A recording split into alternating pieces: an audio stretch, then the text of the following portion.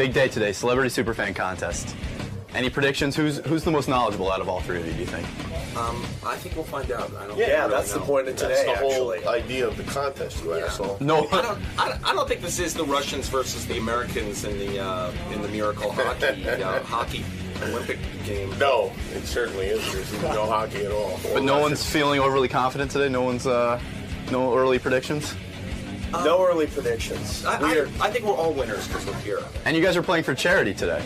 Yes. Oh, yeah, right. Who's everyone playing for? I'm playing for the Serpentine Project, which is my charity, foster kids. Okay. I'm playing for Reading is Fundamental. So I should have kissed ass and played for the North Shore Animal League. But, that would have been good. I probably would have gotten easy questions. Right. But no, I'm playing for my charity, Pets Over People, where we actually redirect funds that would be marked for homeless people and given to pets. Hey, now look at our set for the next big bit. Wow, look at that! It is the first Celebrity Superfan Contest, Howard Stern's Celebrity Superfan Contest, brought to you by Sonos. We even have a sponsor. There's a $5,000 prize. Each of our celebrities, Jeff Probst, Jimmy Kimmel, Jerry O'Connell, are all playing for their charity. And won't it be fun to find out why they picked that charity? Yes, and also it will be interesting to see just how much they really know. That's right. The guy I thought in the beginning is going to win this. And first of all, let me say hi. Hi, Jeff. How's it going, Howard? Good to see you. Jimmy, good to see you. Hi, Howard. Hey, are those guys coming through one channel? They sound strange. Scott, do you have this set up right? I think we have like $8 microphones here, so... Yeah. Mine actually says Tandy on the side. Actually, I think you're coming through both channels. I think we're okay. Yeah, they just sound strange. You just sound strange, but maybe that's your voices. I don't know. Could be. Jimmy, hi, and Jerry, great to see you. The guy that I thought was going to be the favorite here today would have been who? Jimmy Kimmel. Thank you. Because I know he listens religiously. But yes. I know Jeff listens, but sometimes I think, well, he's out on... Something sounds weird, Scott. Like this wasn't tested properly. And you sound weird now. Yeah. There's a lot of noise in the room. Well, because I think those mics, and it's probably picking up the ventilation. I don't know, but this is typical. We should go home. Did anybody... Yeah, Artie's right. Did anybody really test this out, Scott? Yes, we did. Did you listen to it? Oh, no, why would I do that? Did anyone actually talk into the mics? Yes, we did. Scott, are you showing off for them by fucking up? It's like I'm in my car every morning. I love being able to see the visual. All right, it sounds a little better now. Jeff, I'm going to try and muscle my way through this despite the technical difficulties. It sounds like we moved this contest to a new location. Jeff Probst, the host of Survivor, going into its 11th season, maybe? 17th. 17th. Wow. We do 2 a year. It's a little misleading. He's in one channel. He's in one channel. Scott, I want to fucking strangle Scott. you. This is important Scott. to me. My audience. Is this part of the game? This is part. Yeah, I'm in one channel also. Yeah, you guys are all in one channel. Oh, my goodness. I just want to kill myself. Shall we have morning. another break, Scott, so you can get this straightened out? Do you want us to break, Scott? No. Motherfucker. You're now seeing it.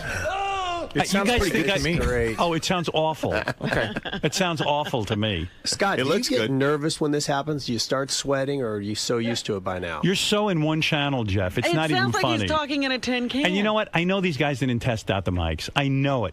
They're How lying does this to me. happen? This is what I wonder when I listen at home. I like everybody. You think this is a huge show, and you wonder how can you not get it right, Scott? Now he got it right. What did you do?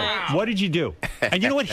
We would have gone through the whole bit. He never would have hit that button. I swear we checked it yesterday. You're fucking lying. Yes, bring in Evan and my intern. All three of us. Why was it? And you don't even notice that it is coming through one channel. You didn't even notice.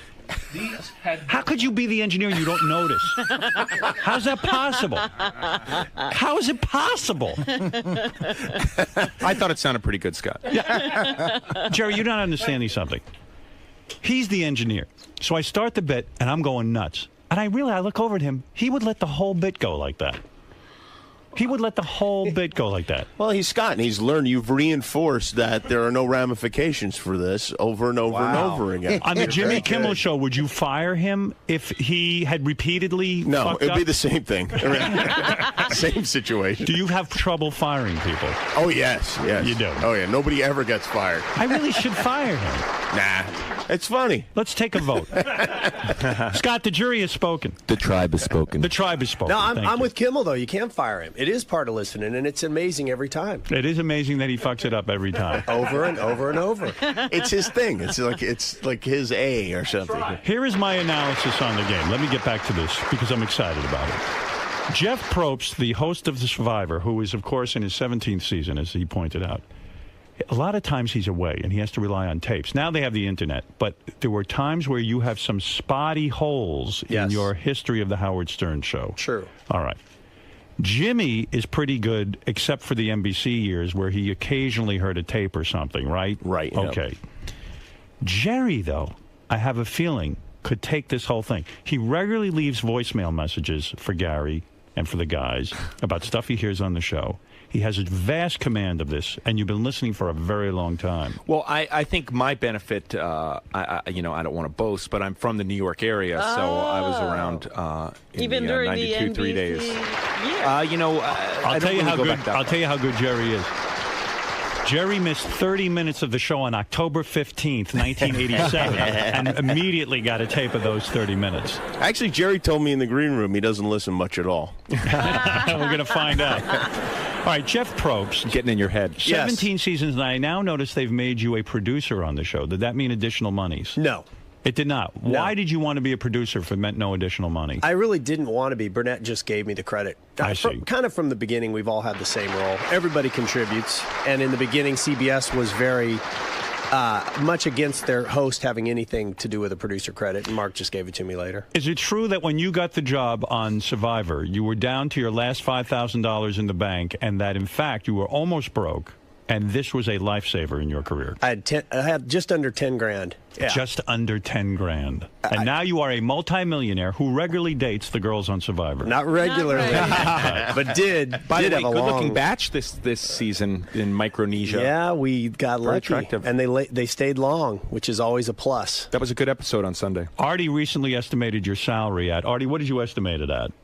I did? Yes, we were on the air and you said Probst must be worth, and then you came up with a figure. Oh, no, I said at least $100,000 an episode by now, right? I don't know how many episodes they do. How many you do? Oh, more than that. They send him to an island, for God's sake. But he's Jimmy, in there. I won't lie. Really? It's good. Wow. They've been good to me. Well, with the producer credit, does that mean now when it goes into syndication? Nothing. Nothing? Reality's not. It has no. It's a completely. There's no union. So is that just for pussy or something? But you know what? Reality doesn't really have a life in syndication. Well, it's hard. they have that outdoor channel Yeah. now. There's places for it. They sold Survivor for a pretty good chunk of change. They did? Yeah. I didn't realize I'm that. sure. And you don't get a piece of that? No, nothing. But I'm not complaining. So what happened? You were dating one of Julie. Julie. Right. 3 years. Yeah. One of the chicks from Survivor. Yeah. I knew that was going to end in a disaster. Really? Why did you know that? Because it's the same as an on-set romance. It's very difficult for it to work out. That's also your prediction for every relationship. Yeah, exactly. Yeah, but Actually, you just predict that it's going to end, and they And usually do. You're usually right. Be right. Yeah, But did they fall in love in the woods?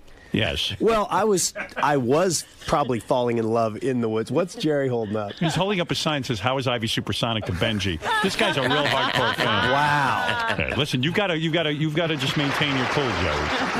Jerry should be happy to know that I'm playing in a celebrity trivia expert of Crossing Jordan. Oh, man. Are you? I didn't know that. Yeah. It's going to be you versus my mom. I bet you already wins. I know your mom missed 3 episodes.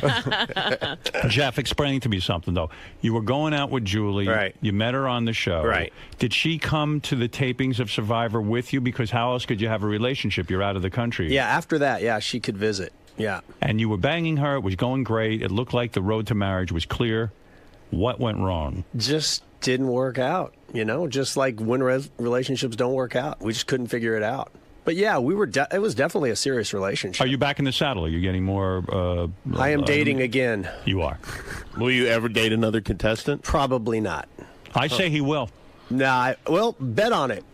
I don't know. You're right. I think that's unlikely. I say you're dating David Archuleta in a week. It's a different show, Artie. Artie doesn't know that. I'm so glad Artie's back and Jeff, sane. Thank you. Yes, we are all glad Artie's back. Can I criticize Fred for 1 second? I'm sorry, Fred. Someone has to. He's wonderful, but Good luck. it would have been a magic moment if right at the tail end of Artie's fit, as the fighting was going on, if Fred had gone into Dreamin', into Artie's Anne Murray song. I think that would have defused the whole situation. That calmed him down. Yeah. Yeah, because he's almost like King Kong when he goes into a rage. And that Frankenstein. that song is. With respect to Jimmy, I made the right choice. Do you think that would have calmed you down, Artie, if they had played Dreamin'? No, I think heroin would have calmed me down. Listen, I was when I got by Benji, I was surprised. I thought Fred was going to drop me. Man, I thought Fred was going to come out who with would some have sort of thought that he was like that out of control? karate move. Yeah. Jeff, who are you playing for today? What is the charity? The charity is called the Serpentine Project, which is something I started for foster care kids that have just transitioning out of foster care, and really they have nothing. There's nobody there. There's no money in the pocket. There's nowhere to go. So Would you have preferred we just gave you the money? I hate these charity things, honestly. If I ever played on a game show, I would want the money to go directly to me, and then I'll worry about what I give to charity. So are you upset about this, or you're okay with it? No, I actually think I do think it's cool because, you get a chance to maybe do a little something. There's a little $5,000 grand prize for your charity, brought to you by Sonos, if you do in fact win. Now, Jimmy, what about you and Sarah? I've given mine to my gardener. You are? Is that a legitimate charity? I think so, yeah. They have nothing. They come to this country. Yeah, I don't like Jeff's whole idea with these foster kids. The whole idea of being a foster kid and having parents is they should be disadvantaged, shouldn't they? Why should they get a paycheck? Listen, believe me, I would have preferred to be a foster kid. I'd rather be raised by wolves. Jimmy, what about you? You are still with Sarah Silverman. That is correct, the yes. well-known comedian. Yeah. You have vowed you will never marry her, and she will never marry you. We did not. We made no such vow. Sarah said she will not marry you, that things are going great, and there's no reason to be married. Yeah, well, she didn't say she would not marry me. She just said that we'd had no current plans to get married. I see. So that means... We're going to see how your wedding goes and go from there. Fair enough. And, Jimmy, what do you make of the recent announcement that NBC is replacing the Conan O'Brien show with Jimmy Fallon, which really means that they're going to put Conan on instead of Jay? I am worried that Jay is going to try and move over to ABC and steal your time slot. Are you concerned? Well, yeah, I mean, yeah, somewhat concerned. Well, the main thing is I have to be the fat Jimmy in late night, you know? I wish he would change his name. I don't like the idea that there's two Jimmys. It's confusing. It's confusing enough. I've noticed they've made the move in the ABC promos. They go, on Jimmy tonight. Yeah, they're going to have to change that, yeah. They don't even use your whole name anymore. It's now Jimmy. Oh, yes, I'm like Oprah. Right. They have made that move. It's like they go on Jay tonight, on Dave tonight. Now it's Jimmy. Yes. Will Jay Leno, and Jerry, maybe you know something about this, or Jeff, maybe you do. Is Jay Leno going to move to another network? Is he going to try and take Jimmy Kimmel's slot? Well, let me answer this so Jimmy doesn't Thank have you, to. Jerry. As a former employee of ABC, I know how highly they regard him. I don't think they'll get rid of him, especially now. Who, Leno? No, I don't think ABC will get rid of him. Do you think ABC will try and move Jimmy to 12:30 and put Jay on at 11:30 if that is the case? I personally feel, and this is just my personal opinion, that if Jay leaves NBC, he will probably do a deal with either Sony or Fox. You think so? And not go to ABC? And not go to ABC. I think Jimmy is much too popular right now. Do you agree that Jay's a fucking asshole and shouldn't even be on TV? That's what I think. I think Jimmy belongs on TV. I think Jay's a fucking asshole. But I'm really concerned about John, is who I'm concerned about. Stuttering John. Will Jay, I'll guarantee you this, if Jay moves, he will not bring Stuttering John. Who wants to bet on that? Anyone? No. Man. You think so? You don't think he'll bring him? Absolutely not. I think he would bring him. It's hard to find a stuttering announcer. Stuttering John, what do you want to say? If Jimmy's looking for another co-host. I just want to say, Howard, before you get mad, you might want to ask the contestants to turn off their cell phones. Oh. Please, why? Whose cell phone is ringing? I don't want you going all Scott on us. I'm not pointing any fingers, but I just think we should all... No, mine's off. Why are you looking at me? Yeah. Jimmy, you are concerned about this, to answer my question. No, I'm actually not that concerned about it, because honestly, I feel like there will be a place for me one way or the other. Oh, somewhere. Now you're backing off that statement that you would leave if they moved you back? No, I didn't say there's a place for me necessarily at ABC. I'm saying there's a place for me. There's a place for you on Howard 101 at 7 p.m. That's right. What do you think's going to happen when Conan moves over? It's such a completely different show. This makes no sense to me. Clearly, they're going for the black audience. Don't you think this makes no sense on NBC's part? Jay is still getting big ratings. He's beating Letterman. Why would they take an unknown situation like Conan? Because they had to sign a deal with him to hold him. So give him his $40 million and let him walk out of there. Yeah, I don't know. I think they figured Jay would be weaker at this point in the contract. Right. I think they figured out he'll be ready. He'll be ready to retire, but he's never going to retire. Will NBC go ahead with this and actually go through with this whole transition?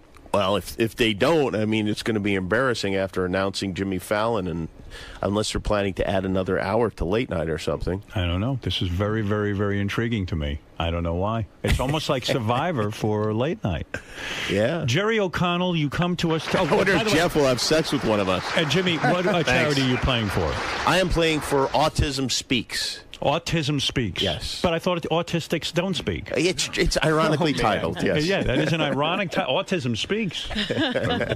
Maybe that's a hope they have. And by the way, while I'm still on Jimmy, Eric the Midget's on the phone. He says he hates Jimmy Kimmel. Oh, yeah, I know. This is a shame, because the person I love most in the world hates me. That's a new achievement for you, Jimmy. Eric, quickly, and I do mean quickly, why do you hate our superfan contestant, Jimmy Kimmel? Because of the call that one morning after I visited his studio. Eric, I want you to know that I have a picture of you on my computer, and I look at it all the time, and I marvel at it. Do you have a picture with him with his shaved eyebrows? Now, his eyebrows look normal in the picture. Yeah, it was a little while ago. Is this a pre-mustache or post-mustache? This is pre-mustache. Pre-mustache. Yes, I believe that he took one of the eyebrows and put it over his lip. They didn't actually shave them, rearranged his face. I love that I'm getting to see Eric for the first time. There is Eric right there, Jeff. Can I just say something to Eric? Jerry O'Connell. I think he is. I think he's balking at doing this Colin Quinn film. Yes, because he's a little nervous about maybe his first foray into acting. I know he's a super agent now and those things, but he's never really delved into acting. You are an excellent actor. I would be willing to go over with maybe Howard TV and maybe help him with some of his lines and give him some pointers to maybe help him gain some confidence. I would be very willing to do that. Is there any chance you would appear in Taxi Driver with Eric as a co-star? That is going to be a question I'm probably going to have to ask one of my agents or managers. I would definitely Jimmy, you would appear in the film. Absolutely. You say that without asking any agents or managers. No, I don't even have any. Yeah. You have an agent? I commit right now to being in that film. Wow. Well, actually, no one was looking for you. Eric, you've got a coach now. Is that making you feel more confident? That's cool. Jerry Maguire was a pretty good movie in. Thank you. In what? I would be willing to go over and help him out a little bit. I just think maybe we'll just go over the script and talk about some points and stuff, and I'll give you some of my tricks. Well, I'll tell you what, Jerry O'Connell does a thing on the internet. He does an impression of Tom Cruise that is dead on. Have you guys seen that? Yeah, that's funny. Good. It is fantastic. I do have to. I have to give a lot of credit to Artie Lang's former coworker, Jerry Minor, who is an avid listener and listening right now, who really helped me out with that. It was really. You see, Eric, everyone gets help. There's no shame in it. Even Jerry O'Connell in his preparation. Jerry, can you give Eric a tip now? You say he has some tricks. You are going to have to listen to your co-actors. If you listen to them, it will really help you. Why do you have to listen, Jerry? I don't because understand. it will give you a natural performance. I'll tell you, when I did Stand By Me in 1985. That was a good movie, too. Thank you. Eric's a critic now. The first scene that we shot. And you were about the height of Eric at that time. He's a tick. We were shooting the first scene, and I was standing off to the side, and they were doing a dramatic scene, the other actors, and Rob Reiner yelled, "Cut." and came over to me in front of everyone and went, "What are you doing back here? What are you doing?" And I went, "Well, what do you mean?" And he went, "You're just standing here. What are you doing?" And I went, I'm not in the scene. I'm not saying anything." And he went, "You got to listen to everybody. Oh, you're all a part of him. the scene." He made a bunch of... Did you contact him when he made a couple of stinker movies and said, "What were you doing there?" No, he's still pretty close to me and helps me out a lot. All right, fair enough. Listen, Eric, again, why does he hate you, though, Jimmy? I don't understand why Eric hates you. Well, I don't know. Eric, why do you hate me? Because you severely made fun of me that morning after I appeared at your studio. How does that make me different from every other person you meet? He hates them too. Eric, they make fun of everybody on the show. I mean, it's when that's the deal when you sign on. You got to know the rules, man. Kimmel is actually not really a part of that show, technically. Oh, it's a good point. He makes a point. He makes a real good point. All right, Eric, thank you. That is Eric the Midget. Everyone thrilled to be speaking to him. And Jimmy, I see you're captivated by him. I am. I love him. I swear to God. It really breaks my heart that he doesn't like me. But what are you going to do? Jerry, everyone is curious about your relationship right now. There is a rumor that you are currently involved in the biggest project of your life, impregnating Rebecca Romaine. Wow. What's he doing here? Yeah, exactly. Why are you not home impregnating her? Because in all honesty, dropping loads. Why am I not at home dropping loads? Are you trying to get her pregnant? I love you, pussy. Why? I love you, pussy. Love that click. I actually say that to my wife. I love you, pussy. What is going on in that relationship right now? Right now, I love a pussy. Is she not ovulating today? Is that why you are here? That's when you have the temperature wasn't right. No, I mean we eventually want to have kids. You're banging her without a rubber presently? Unlike you, Howard, a lot of people in relationships after they're tested don't use prophylactics, and I might suggest it feels totally different. You should try it. But if you're deathly afraid of pregnancy, you do what you have to do. Well, in all honesty, Howard, I'm going to tell you, if you were to procreate with Beth, that would be an extremely attractive child, and you might want to jump on that pretty quick. I'm just saying before things maybe... I'd like to see a blonde version of you as a good athlete. That'd be amazing. But, all right, so you're not revealing what plans you have in your marriage. We definitely want to have kids, but, which is an exciting time, but nothing yet. You said in a cruel joke that the fellow workers on your last series used to call you Stamos. Yes. Didn't you take offense at that? I didn't take offense to it. You did not care? I did not care. But it's probably better that we don't joke about that stuff because... Why? Just because it's probably better. Really? Rebecca was offended, I bet. I thought it was very funny. I thought it was funny. And I'm not sure everybody thought it was really Who didn't funny. like it, John or Rebecca? I'm not sure everyone found it to be as funny as I and my coworkers did at the time. Jimmy, who do you think is better in bed? Your girlfriend, Sarah, or Rebecca? Who do you think really, when it comes down to being a full-fledged lover, who is the better lover? And I would include Julie in this, but Jeff broke up. I'll go with Sarah just because I haven't had sex with Rebecca. Yeah. Oh, you haven't? Okay, no, I good. haven't. Right. So for you, Sarah's better. Yeah, I'm going to go with Sarah. Yeah, that's not what I heard. Yeah. I could be wrong. Well, listen, it's time to play. Let's stop the nonsense, all Well, right? what is Jerry's charity? Did we find out? Oh, yeah, Jerry, now who are you playing for? Actually, Jimmy brought up a very good point in the green room that we should have been playing for North Shore Animal League. That was a slip of the mind. But you guys should have been playing for different whack packers. I decided that. Oh. But, all right. Would that have been all right? They did say charity, yeah. Well, that's charity. Oh. I could have played for Eric. I wonder if Eric the Midget would have... If you were playing for Eric, Jeff, I wonder who you would choose to play for. Whack Packers? Who would I really want to see? Probably John the Stutterer. Wow. Really? And Jerry, who would you want to play for? I would have probably played for, I believe his name is Jeff, who just passed away in prison for his family. You're talking about Kenneth Keith. Kenneth Keith, sorry. You better brush up. You could lose this. Uh-oh.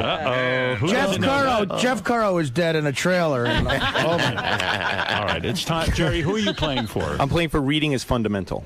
Why? Is reading very important to Reading you? is fundamental, yeah. Because who doesn't know how to read? That's what I'm trying to figure out. I mean, What is that? It's just I think reading is it's just a good charity. It's been around for a while. I remember the commercials. Remember the reading. It's another trick too of your acting thing, right? Listening and reading. Right. Key. All right, listen. It's time to play Jeff shitting on acting. Celebrity Superfan Contest. I love that. Jeff Probst, Jimmy Kimmel, Jerry O'Connell, all listeners of the show, all have voiced to me in the past that they know the most about the show. Who will win? Jimmy thinks he's going to win. I know it. I see it in his face. always think I'm going to win. It doesn't matter what it is. I think I'm going to win. Which is the mindset you're supposed to have going into a competition. Jeff, Jimmy, Jerry, time to play. Let me tell you how we're going to play our game. There are 5-point questions, 10-point questions, and 25-point questions. A couple of the questions are audio questions. That's correct. And I'm assuming Fred has the audio, because I don't. Oh, you do? Okay. Gary, preview page 2. Right. Nice. Click on 22. I'm going to start with 5-point questions. We'll graduate to 10-point questions, and then eventually end up at the 25-point questions. Oh, hey, I just want to say, I don't have it, but a friend of mine has Sonos at his house. Yes. And it is incredible. You wouldn't let Gary explain exactly what it was the other day. You got a little upset. Robin had already explained it. But, you know, you can, it's music on demand. You can type in Don Henley and boom, like all of his songs come up and you can play them. It's incredible. Yeah, but why would you do that? Because, well, I mean, you can type in anything. You can type in. You don't want to hear Don Henley? He's all right, you know, whatever. By the way, Jerry right now is winning because he's even doing commercials. And he immediately gets extra points for that. And it's for the sponsor. All right. Are we ready to play? Yes. Yes. Boys, let me tell you the rules. It's very simple. You have cards in front of you with pens. I'll ask the question. Simply write your answer down as quickly as you possibly can. And then I will ask you to hold up your answer. And please try not to cheat. And if you cheat, you are disqualified. What is that? Oh, you drew a big cock and balls, Jimmy. Yes. That's not part of I like to get warmed up. I have a question. How are we going to cheat? If we have like notes written on our shoes, you or might something? have a secret or helper. looking over your little partition there. to see That's what right. Oh, right. We ask you to be honest because you can see that partition is about as bad as it gets. I feel like I'm on the new Newlyweds game. Right. I have Okay, to here say we in the go. butt. Guys, don't talk. Don't say a word yet. Here we go into the game. This is really, we really want to know who is the greatest. And how much time do we have to answer? I'm going to give you like 30 seconds. Okay. Not even. Sometimes I might just randomly say your time is up. Your time? I don't really have a clock. Right. All right, here we go. Your first 5-point question. When we came to Sirius, who became the announcer on the Howard Stern Show? Write it down quickly. When we came to Sirius, who became the announcer, the official announcer on the Howard Stern Show? Everyone is writing. You can hear the pens going. Yes. And this is for the first 5-point question. All right, Is first I'm going to everybody go to ready? Jeff Probst. Jeff, hold up your sign and tell us what you have. George Takei. That is correct. That is 5 points on the board. Jimmy, write it down and let's see. George Takei. George Takei. It is Takei. Takei. And Jerry, what does that say? John Hine. I'm Boom. incorrect. You, John Hine. Jerry. Jerry, how did you get that wrong? I didn't understand the announcer. Motherfucker, I can't believe this. He's actually, in my defense, George Takei is not a permanent cast member here. I get Were it. you fucking Rebecca when that was announced? trying to impregnate her. That was How the is day. she, by the way? She's great. I miss looking at her. She sends her love to you and Beth. Thank you. All right, your second question, and don't embarrass your wife by getting this wrong. Name 3 whackpackers who have died. Name 3 whackpackers who have died. 3. This is a 5-point question. This should be easy for any true fan. That is not so easy. Think back on the history of the show and name 3 whackpackers who have died. Now, the show's been on the air for 30 years or something Somebody like that. must have died. Somebody must have died in that time. Name 3 whackpackers who have died for your 5 points. Who would it be? Everybody's writing. Jimmy has his hand on his forehead. Jeff Probst having a hard time with number 3. I see 2 written down. Jimmy's surprisingly thinking. Is he stumped? Jerry O'Connell writing, but Writing long. I think he's writing a book. Yeah, he's got an essay going over there. I think he's writing his next script. Oh, everybody's struggling with this. This is good. Wow. Okay. All right. Time has to be up at some I point. would think so. Jerry, put down your pen for Christ's sake. It looks like you've Missed another one. I hope you got it right. Okay, let's go to Jerry O'Connell first. Jerry, give us 3 people who died. They're whack packers. Go ahead. Sadly, all I have is Kenneth Keith, who we were just talking about, and John Melendez. John Melendez in his 6. All right, that is wrong. You have no points on the board. Jimmy, you're sitting with 5 points. Go ahead. Let's see what you got. I have Kenneth Keith Kallenbach, Hank the Angry Dwarf, and Scott the Engineer. Oh, he's alive? Hank is correct. Kenneth Keith is correct. Scott the Engineer is barely alive. He's just. Come on, Jeff, steal this one. Well, it's close. I have Kenneth. Right. Yes. And then I have the original Bigfoot. Right? Right, that's correct. Oh. But I wrote Gary the Drunk, and I meant the guy who we heard die, who was always on the phone. I realize I wrote the wrong name. I can't accept I Gary the understand Drunk. that. Oh, so nobody gets the points there. Who's Gary the Drunk? Well, I couldn't think of Hank. I was thinking Gary the Retard, and I was thinking of the guy you said. Hank. Oh, yeah. Everyone forgot Clef Palate.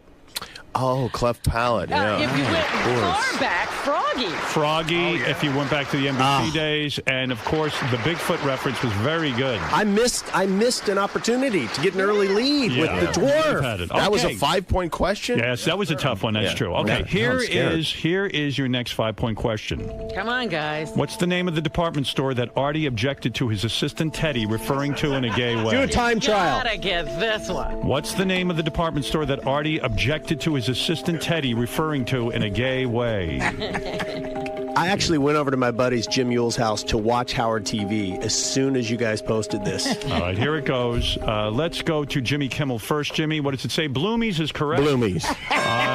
Jeff, what do you got? Bloomies. All right, Jerry, are you on the board?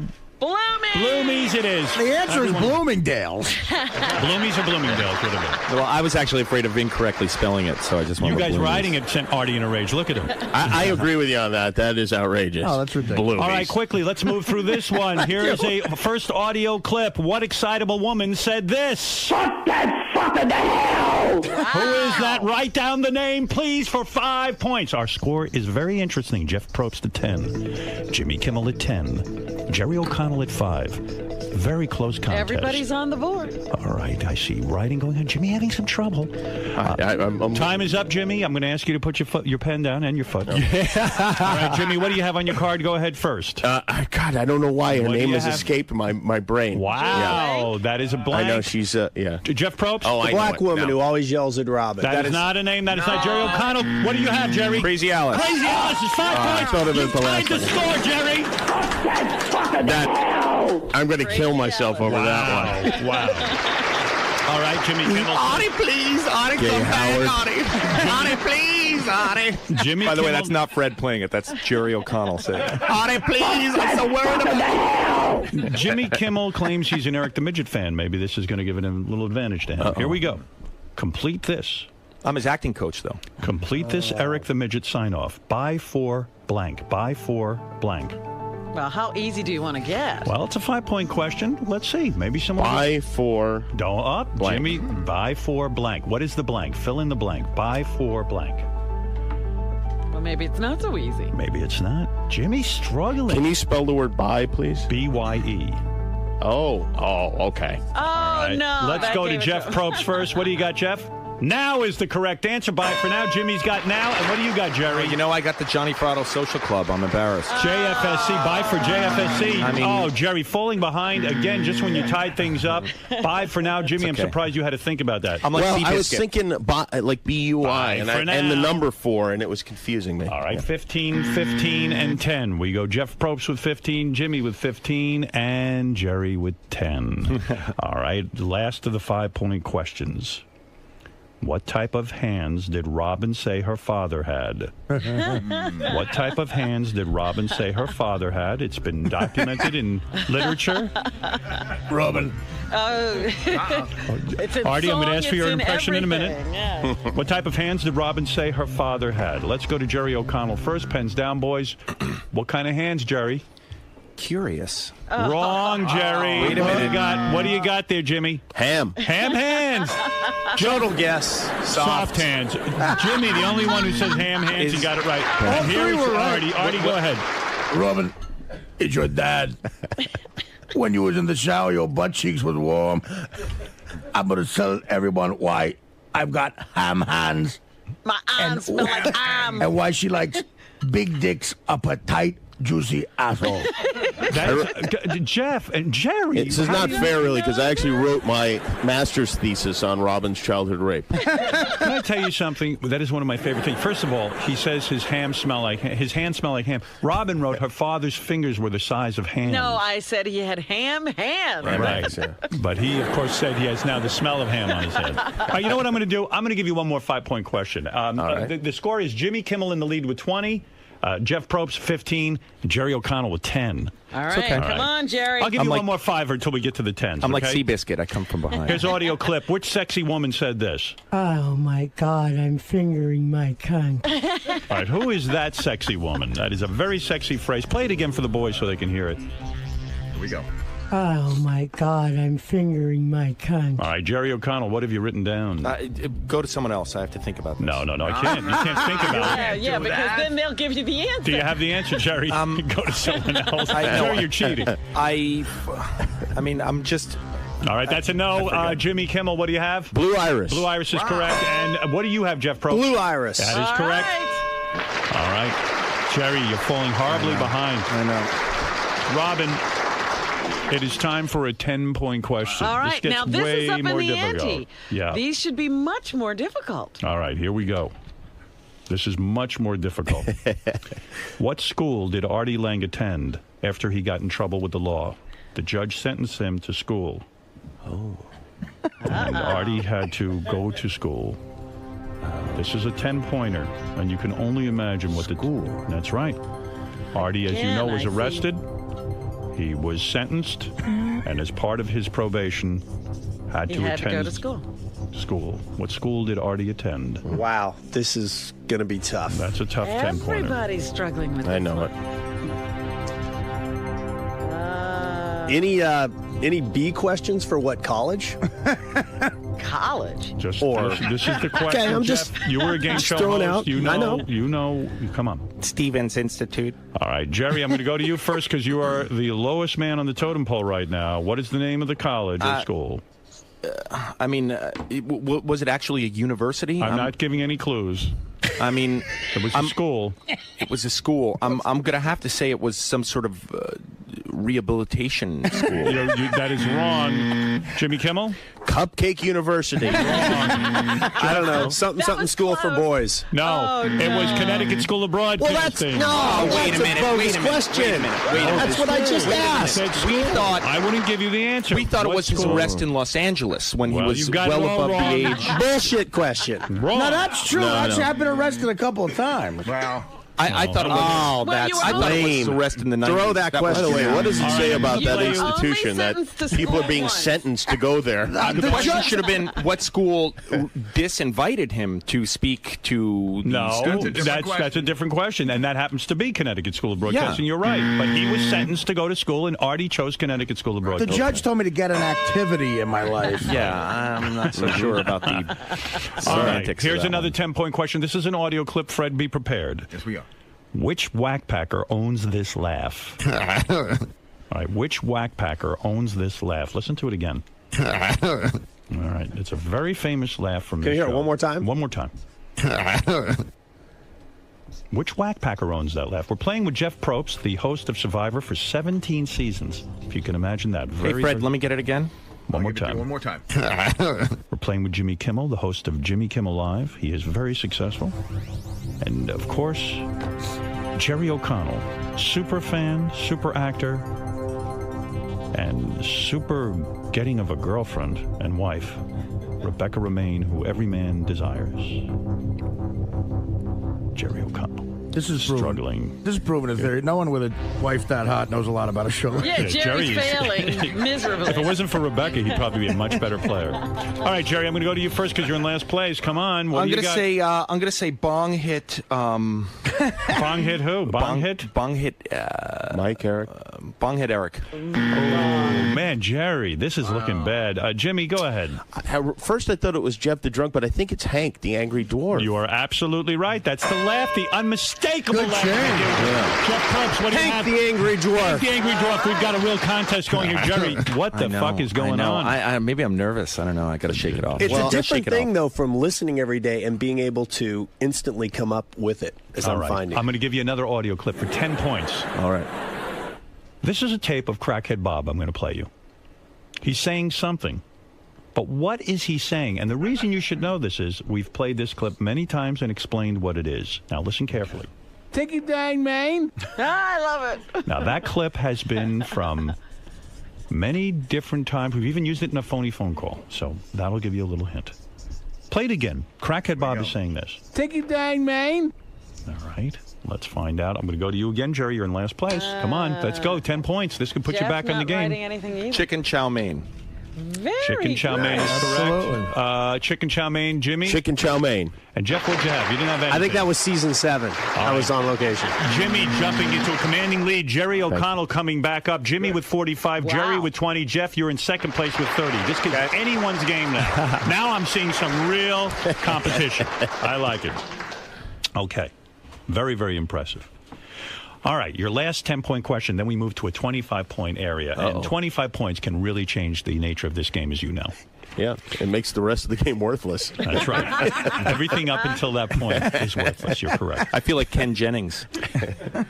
What do the 2 A's in double A stand for? Okay, Jerry, you work on this, Jimmy, and Jeff Probst. That's double a A. toughie. That is so tough. Everybody loves double A. What does the double But what A do the 2 A's for? stand for?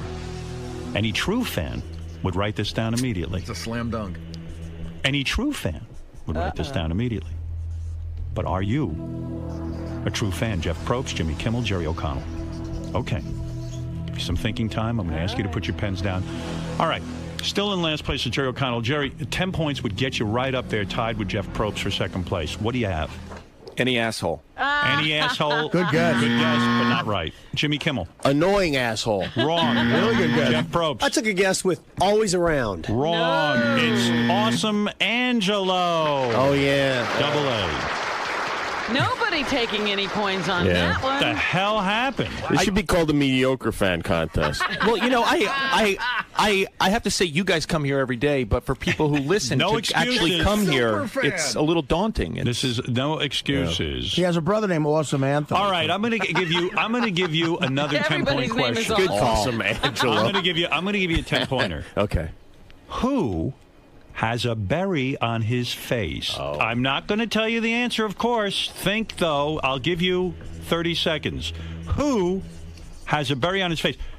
Jerry O'Connell writing. Jimmy Kimmel looking like this is so easy. Jeff Probst nodding his head and saying no. Can this be? Could this be while he was stuck on one of those Fakakta Islands and he had no He was chance? actually on There's no Fakakta way Island. he could have missed this. Do you know the next season is on Fakakta Island?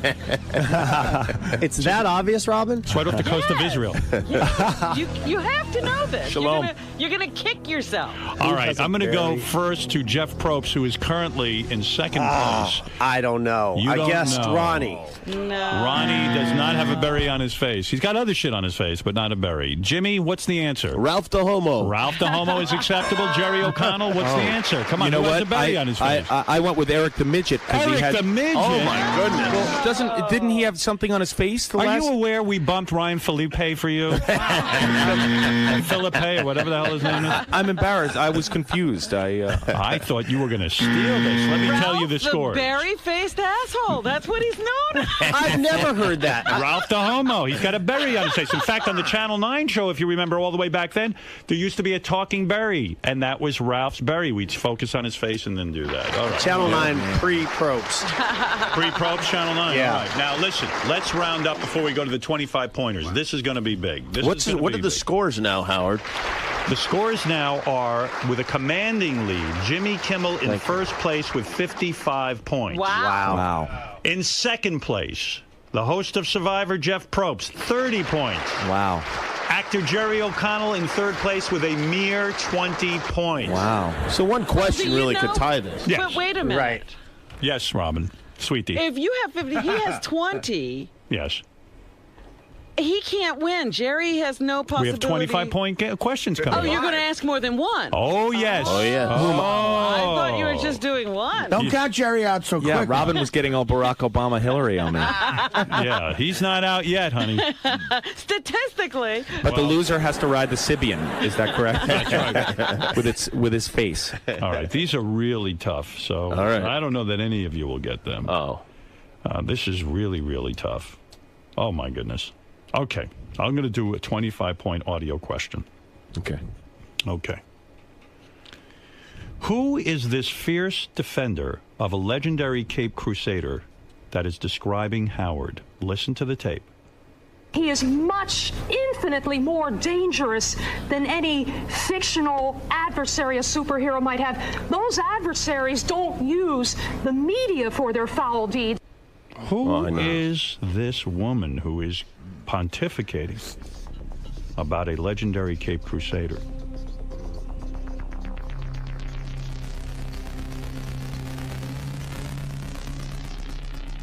$25 points at stake.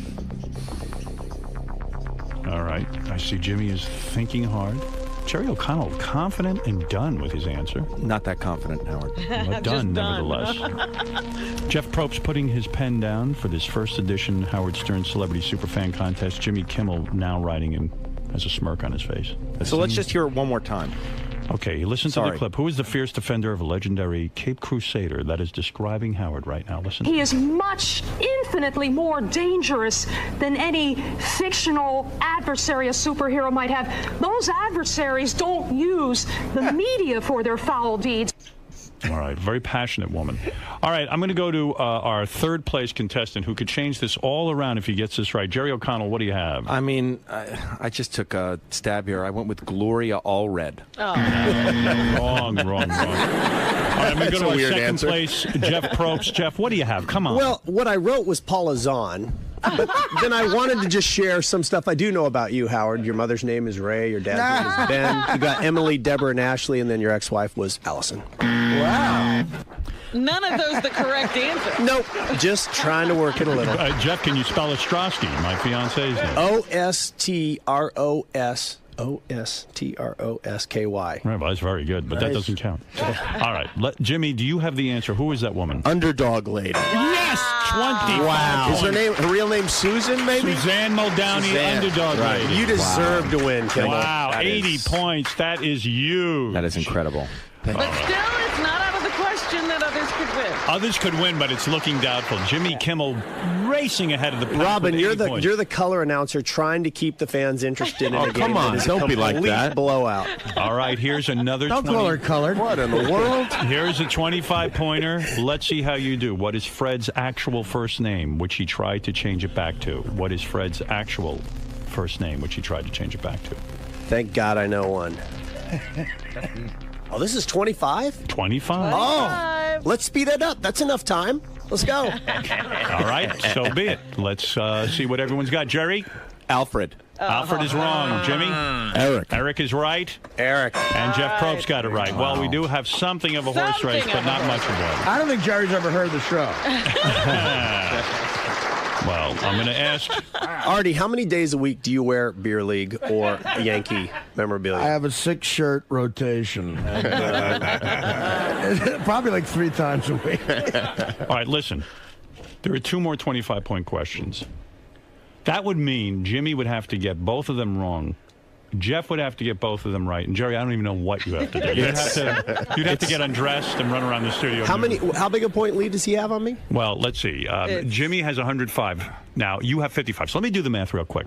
55 plus 10 is 65, 75, 85, 95, 50-point lead. Okay. Right. Yeah. That's how I do my math.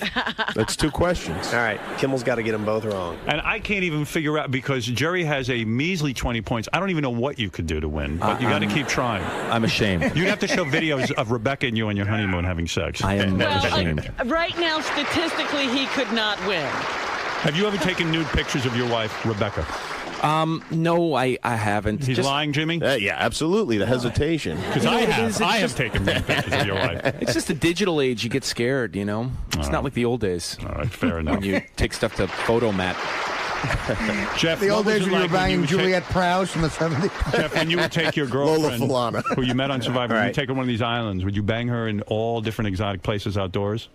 No, not really. No. You kept it Outdoors. to the tent. Were there insects involved? No, we were tent bound. Right. Bullshit. All right, here we go. All right.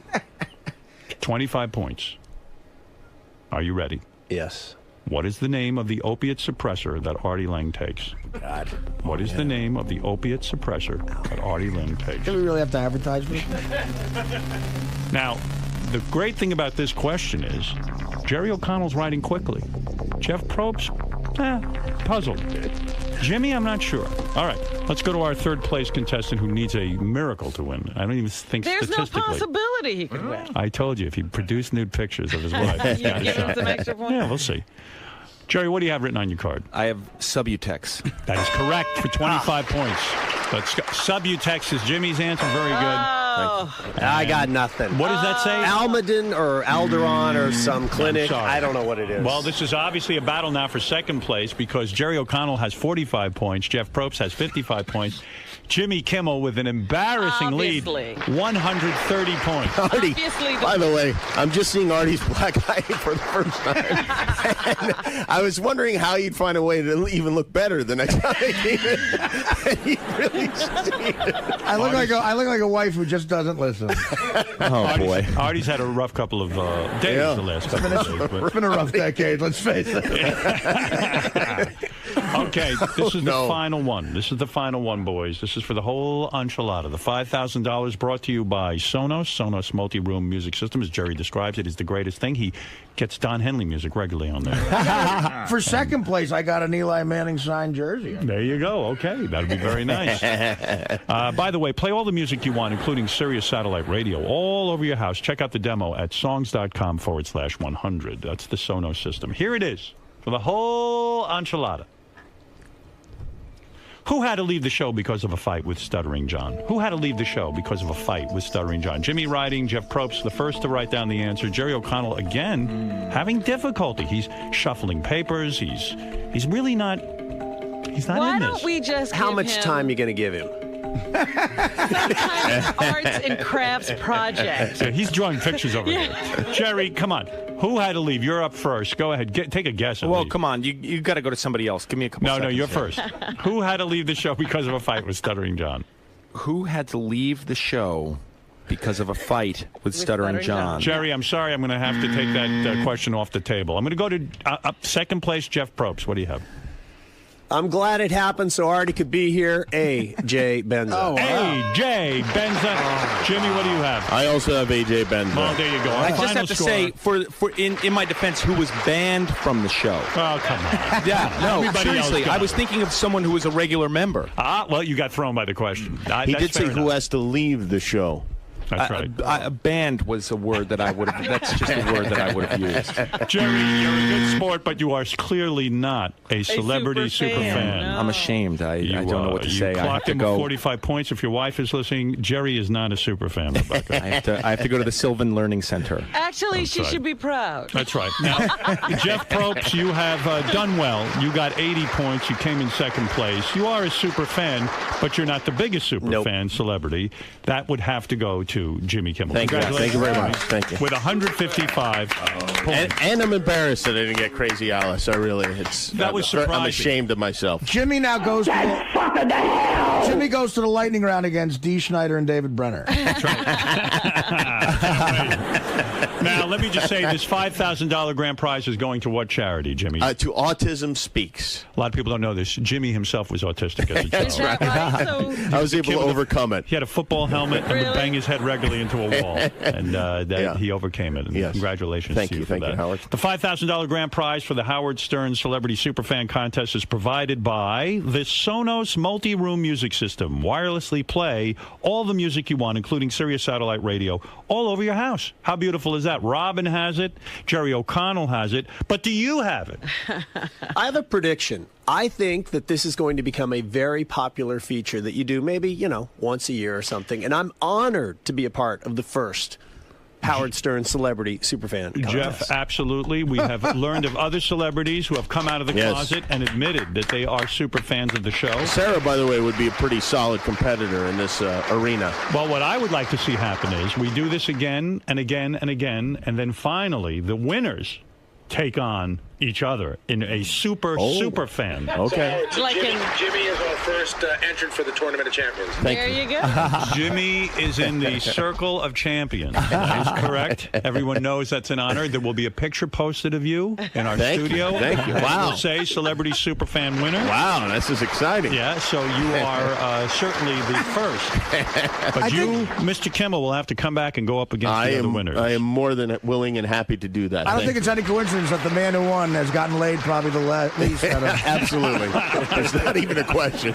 You mean the more you get laid, the less likely it is you're listening? That you know about a radio show. Well, this is exciting. Jeff, do you want to plug something? Do you want to say Survivor? Everyone should watch. No, we're You don't done. even want to say that. No, I'm here because I'm a fan of the show. That's My dad's at home listening.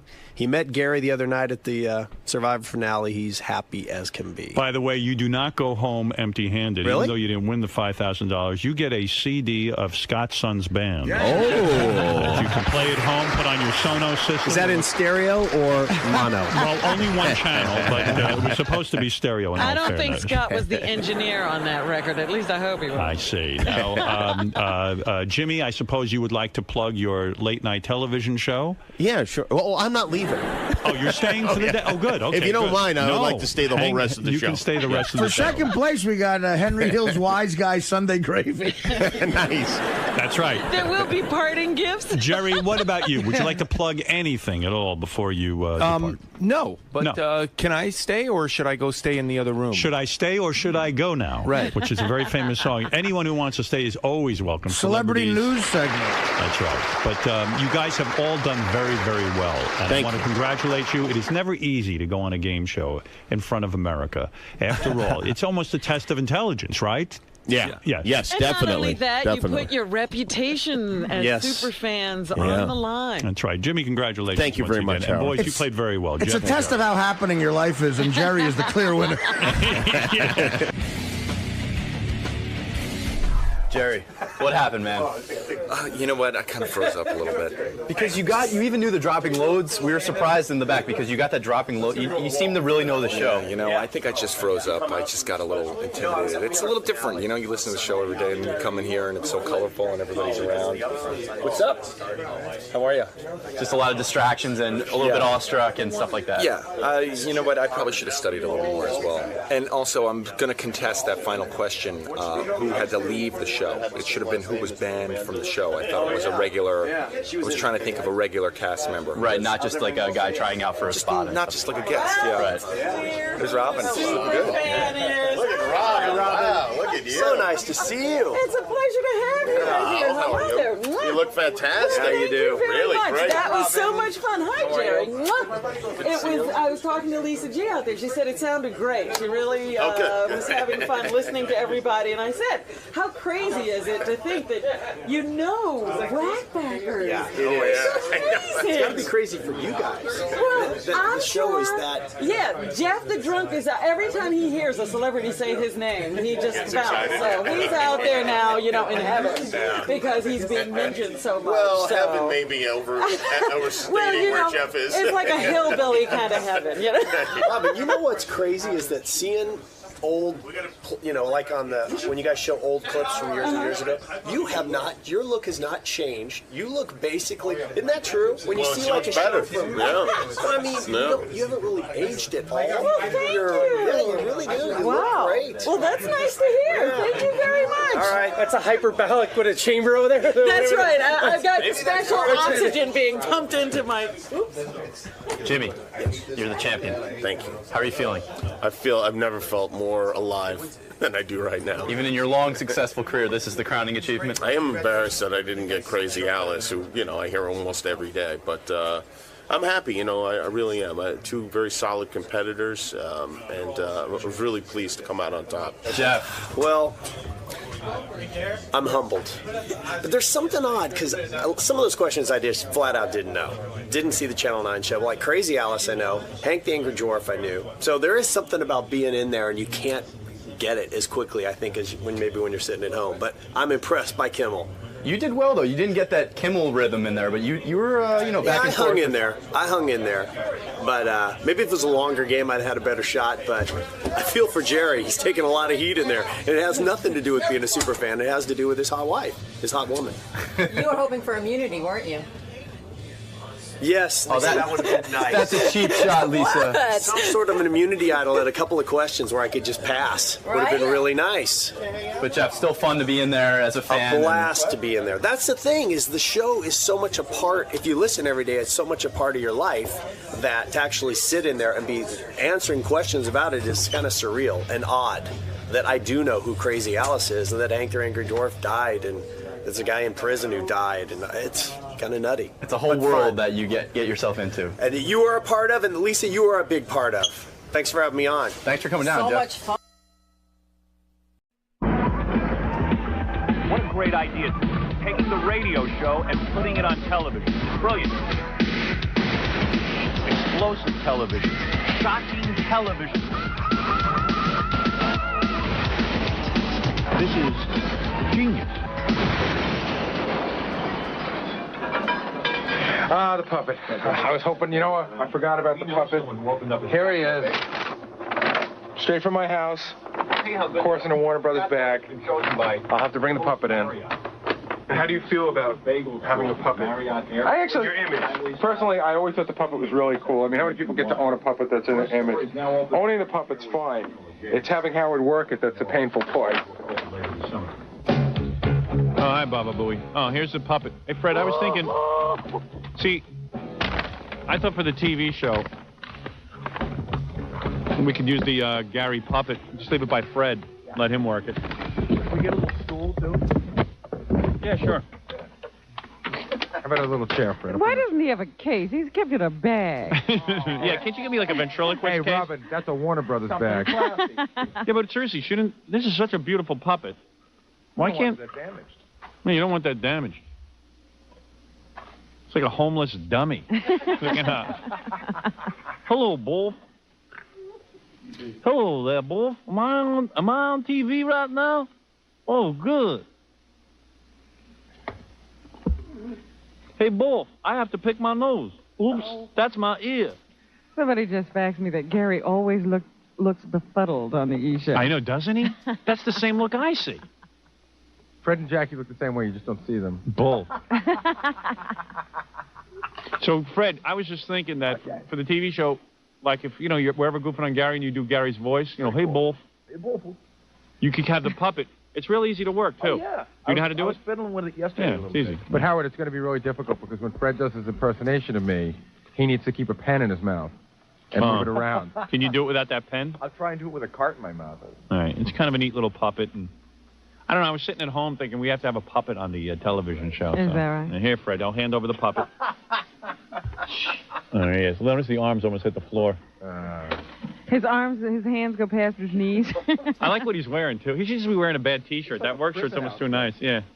Yeah, that's Gary dressed up. Let me tell you something. I've never worn bad jeans like that and cuffed them. I'd just like to say that right now. I've never worn bad jeans like that and cuffed them. That's good. That was good. Except you're a little too clear. Do it again. Hold on. Let me see if I can do this. Give him the pen. Put it in. Oh, Fred's stuffing paper in his mouth. I've never worn bad jeans like that and cuffed them. Is that more authentic, Bob? What, Gary? Hold on a second. I'll get a little earwax on my ear. They're tasty. What do you think? Excellent. Hello, Jackie. I look befuddled. You do look befuddled, Baba Booey. Whoa.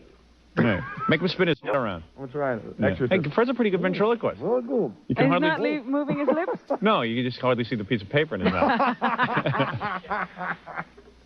Have him say this. Hey, Wolf, which is my good side, my left tooth or my right tooth? Hey, Wolf, which is my good side, my left tooth or my right tooth? Excellent. And look how Fred works the puppet. Yeah, he's doing very good. Super. The Gary puppet just got hit in the head with something. Hey, Mary, it's time. Time for the baby? No, it's time for me to hit the baby. Oh. Now. No, it's time for me to brush my teeth, you're supposed to say. Time to brush my teeth. All right. It's always time to brush. I think the teeth are too white. Yeah, they should be a little more green. Yeah, the Gary puppet needs green on his teeth. Yeah. I wouldn't say it has to be green, but it might need a little tint. Yeah, it has to be discolored, yeah. A hint of mint. I got to take a break. We'll come back. We'll do some news for everybody, Robin, and, you know, some other stuff, too. Phone calls. My day. Brush my teeth, pat my baby. Brush my teeth, pat my baby. Look at the Gary puppet. He's talking. I'm so busy. Hey, Gary puppet. Oh, you just took a shot to the head. I didn't feel it. Wasn't hard enough. That don't hurt.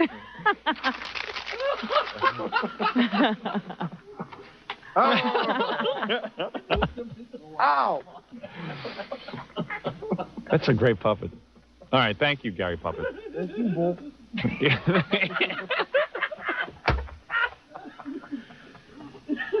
Fred uses the Gary Puppet as a bat when you throw a piece of paper. I know, he aims for the paper. Like a soccer player. I'm like Pele with my face. The Gary Is that Puppet. called a header? Yeah, right.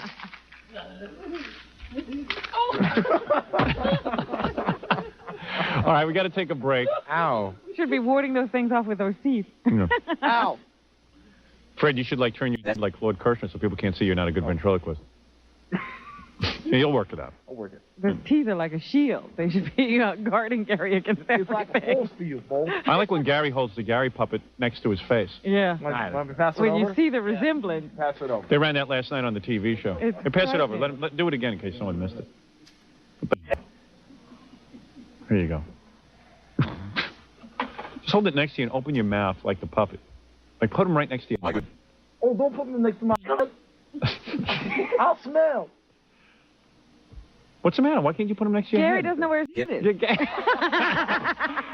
can't bring the thing next to his head. I never saw anything. It's right next to my navel. All right, now put his hand down and just hang your lower lip. Now hold that. Just hold it for a while. I got to soak that in. It's easy to tell. Gary has the earring. Yeah, Gary's the one with the earring. You got to give the puppet the earring, then we won't be able to tell the difference. All right, very good. Isn't that a great visual? Yes. I love it. I love it. Guess what I think of you, Bo. Whoop, wrong finger, Mr. Gary Puppet. Wrong finger again. Gary doesn't even know Well, what Gary Puppet only has 4 fingers. Exactly. All right. We got to take a break, and we'll be back right after this. Why don't you give up your breath and let me evaluate if we want to go further with this.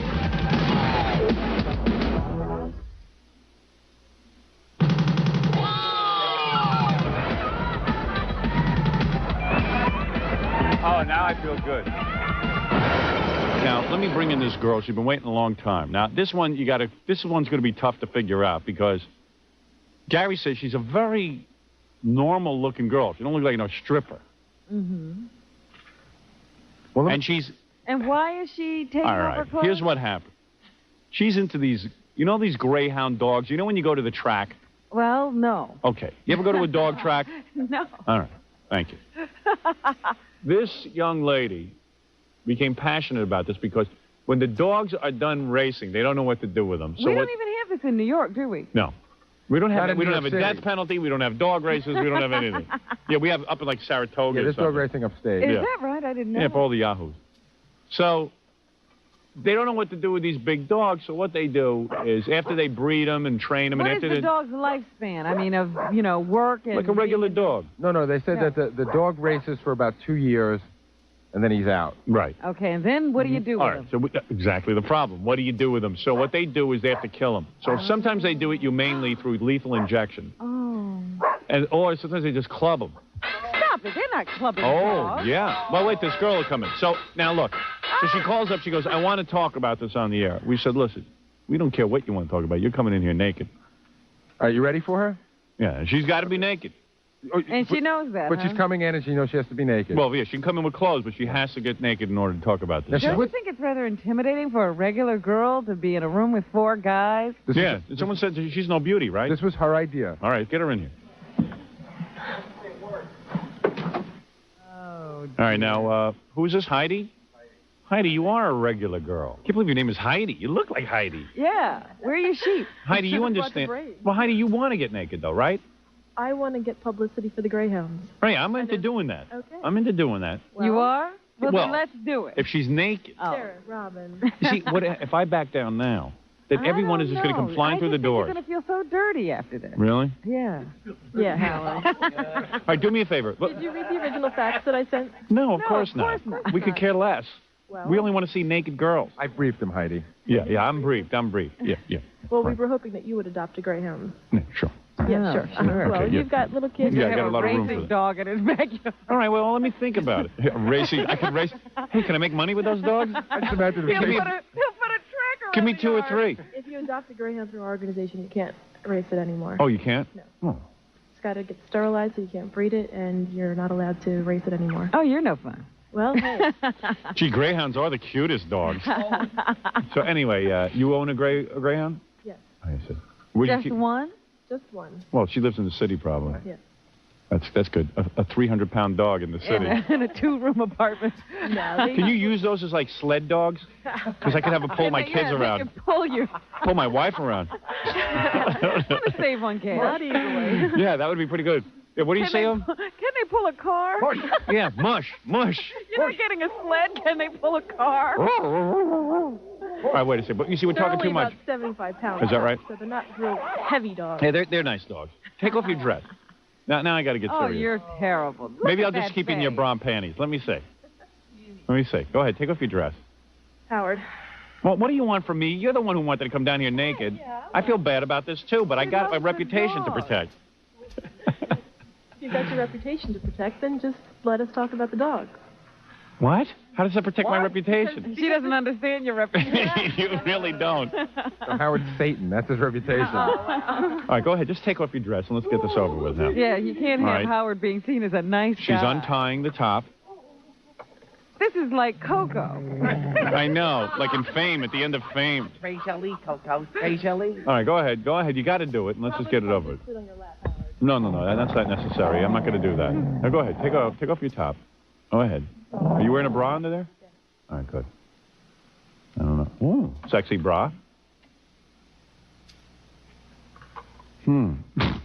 I feel terrible. You should. But she's saying I have to do this. I want to. Come on. Let's take it off already. Stop doing a slow I striptease. mean, really. Really? Yeah. Really. What the hell? And you've never done anything like this before, have you? Never. Are you nervous right now? Your hands are shaking. Did you take any Valium before you came in? Yeah, that's what most of the girls For God's do. sake. Take drugs. And what are you wearing? Bikini panties? Bikini panties. Whoa. You're not wearing panties, are you? Those are not panties, are they? What is that, a Merry Widow? Wait a second. She's got a garter belt on. Whoa. All right, sit down and keep your dress on. Let's talk about dogs. If you're going to get an animal, these greyhounds are beautiful dogs. And they're pure breed. Yeah, and you could probably race them. No, I don't know. Hey, Anyway, so... get the seniors tour. Yeah, right. But are they good with children? They're great with kids. And are they smart dogs? One of the most intelligent breeds there are. Really? So how does one get in touch with you? Maybe you should give the phone number out. Well, we have 2 ways of getting a hold of us. You can call us at our 800 number. It's 800-348-2517. Say that slower. You took your clothes off. We're going to see. Yeah, take them off as slowly. I mean, say those numbers as slowly as you unbutton that dress. Yeah, right. Say 800. What is it again? 800-348-2517. Okay, and If what you're is... in the Philadelphia area, our phone number is 215-331-7918. 7918, okay. We also just started an electronic bulletin board, and that's run out of Baltimore. And Don't you think they should club Mexicans who are too old to play highlight? Yeah, what happens to those guys? I don't know, but they seem to be around. See? Well, I want to thank the Greyhound organization for coming down here, and thank you for getting naked, Heidi. Heidi, how did it go? I think it went pretty good. Yeah? Yeah, Good experience? it was different, that's for sure. What is it, Baba Booey? I hate to interrupt. Your wife's on the phone. Oh, really? What does my wife want?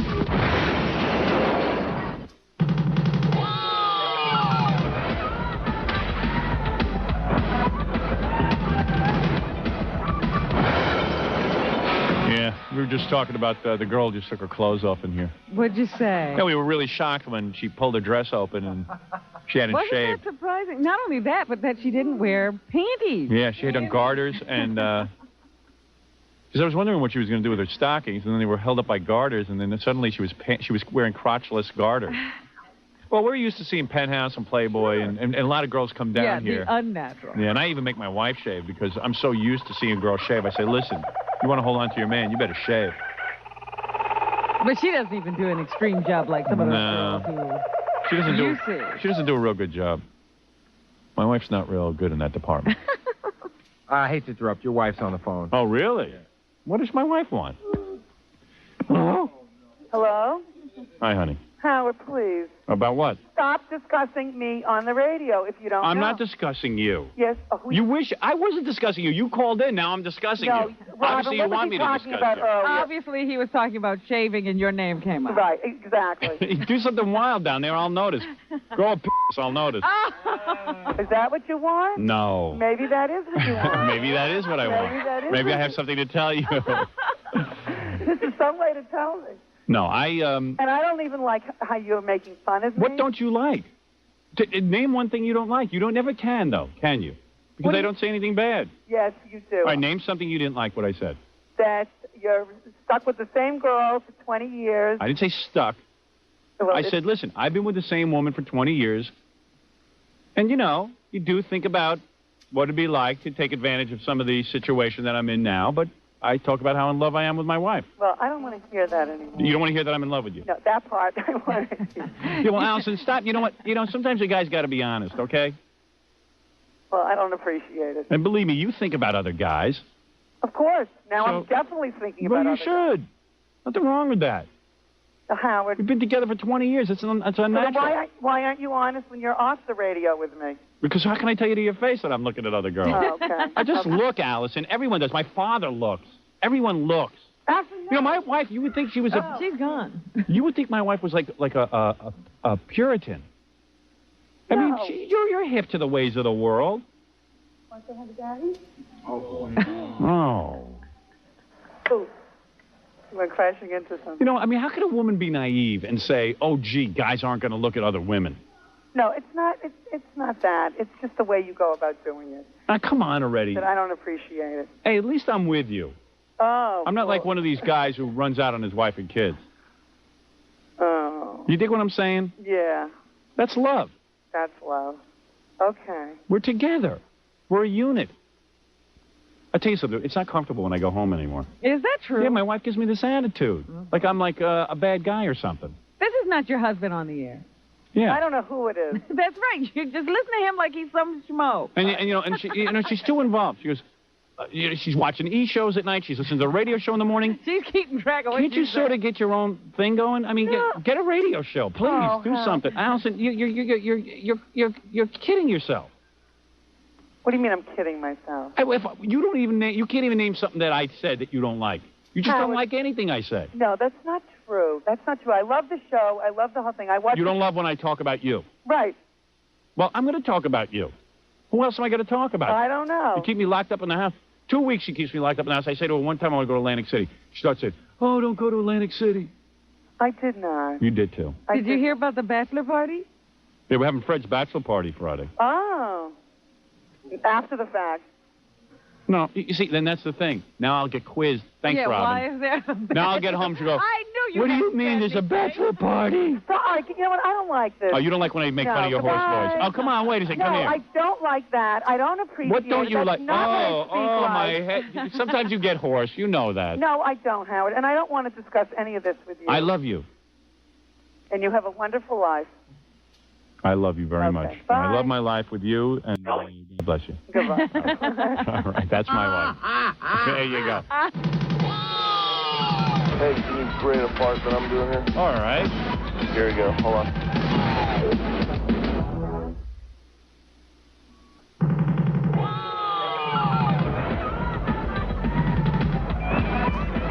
Oh, now I feel good. What is that, Fa-Fa-Phony? Here's 2 letters from today's mail. Ralph hate letters? Just 2 that I just opened out of 4. All right. Well, I won't read all these now. I'll put them in your mail. Put them in my mail, and I'll read them tomorrow. Because I have other agenda, Robin. It's not Ralph bashing time. In fact, this person says, Dear Howard, I have a solution to the problem of Ralph weaseling his way into the control room. There's a product called Invisible Fence for keeping dogs in the yard. The way it works is a transmitter wire is buried in the ground and a special collar is then placed on the dog. If the dog crosses the wire, the collar is triggered and shocks the dog. This guy recommends us putting that into the studio and putting a collar on Ralph. So anytime he passes the threshold of that door, he'd get a shock? Right, you get a shock. Ralph would brave it. That would not keep him out. Mm-hmm. Mm-hmm, mm-hmm. I just wanted to stop it. I just wanted to stop in and say hi. What? I said I just wanted to stop in and say hi. All right. Why does he always have those rags on it? Well, I can't even begin to tell you why he has a rag on his. I should have one on mine, too. All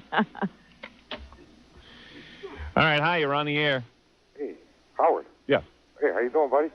All right, lower your radio. All right, stop Here we go. Here we go. Stop. You finally picked up Rochester, huh? What's that? You finally picked up Rochester, huh? Rochester? Yeah. I mean, he picked up Rochester. You hardly ever pick up this line. Oh, I don't know. It was the only one ringing, so I picked it up. You gonna come through on a whistle-stop tour there for the governorship or what? You're on? Yeah, sure. Huh? Yeah, sure. I can get you special passes, huh? Ooh, that guy's creepy. Rochester. How do you live in Rochester and not know how to say it? Rochester. You're on the air in Orlando. Hey, Howard, how's it going? All right. Hey, can you grade a fart that I'm doing here? All right. Here we go. Hold on. Okay.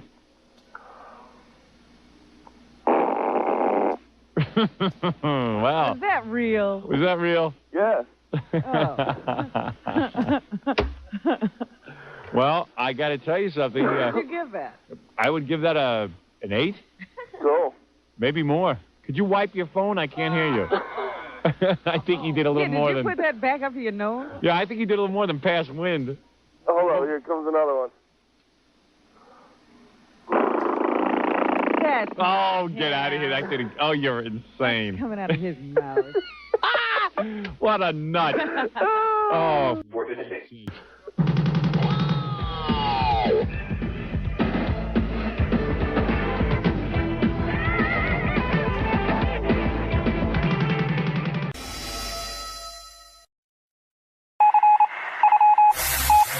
This is the best of the wrap-up show. A recap and behind-the-scenes look with John High and Gary Dell'Abate.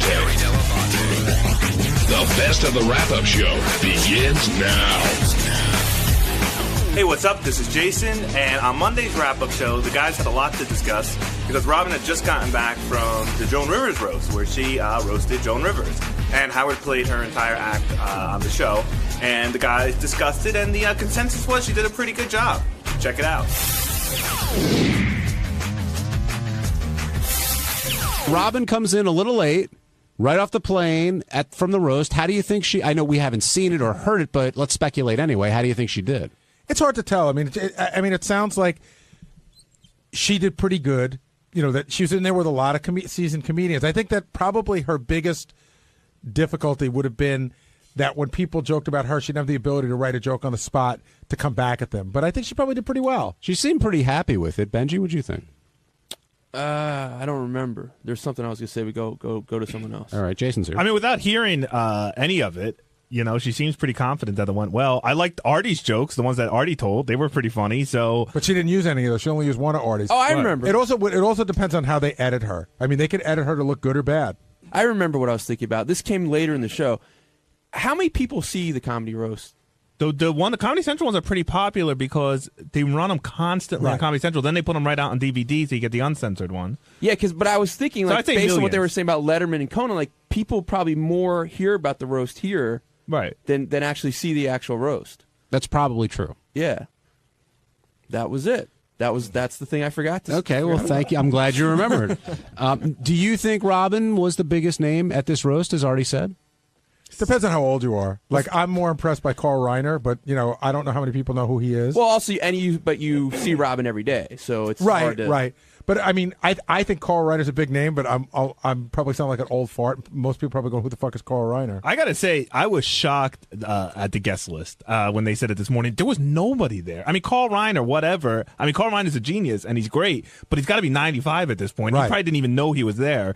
And, I mean... Greg Giraldo and Jeff Ross. I mean, this is one of our roasts. Like, I mean, was Florentine and Mike Morris going to be there too? I mean, who else did they get? Well, who were the big names? It was Giraldo, Jeffrey Ross, who was always there. Kathy Griffin. Kathy Griffin hosted it. What's the chick's name that won our contest? Whitney Cummings. Yeah, but she's a writer on that show, so she's always there. Gilbert Gottfried was there. Right, but Gilbert turns down nothing. You pay him and he shows up. And for real. What does that say about Joan, though? See, I'm just throwing that out there. I mean, because I know Chevy Chase said... when nobody showed up for when none of his old SNL guys showed up for his roast, and then he was hammered really hard, that it made him think differently about himself. Well, there's a couple things going on. First of all, if this were a roast that Joan was doing at the Friars Club for charity, I bet the guest list would be a lot more. There's a lot of people who might say, you know what? I mean, it's a roast, and it's for Joan, but you're also basically giving away all your jokes and your rights for free to Comedy Central for them to then package on a DVD, and I bet that keeps some of the bigger people away. $25,000. I don't know. I'd go write some jokes. Do you think you should be able to stop and start at the roast? Like Robin said that she had to do it once, but a few of them were doing that. Well, that's why I think that our roast will someday go down in history, because not only can you not stop and start, but you can't edit. Doing a roast here, for better or for worse, is really a test of how good you can roast. Yeah, you're live without a net. Yeah. But we've talked about doing the same thing. We've talked about putting out edited versions of it. And we've turned it down. Yeah, I'm vehemently against that idea. Now, I think that it should be what it is. Do you guys think it was fair to say Melissa's off limits at a Joan Rivers roast? Absolutely not. And then I think, I saw Artie had Robin in the hallway, and Artie was giving Robin the, you should have just fucking told the jokes. You should tell them to go fuck themselves. You have enough clout. But I don't think Robin realized that, because she hasn't been in that, in that area before, so she probably got a little skittish about it. Plus, Joan's a genuine friend of the show too. I mean, she's not just somebody that comes on.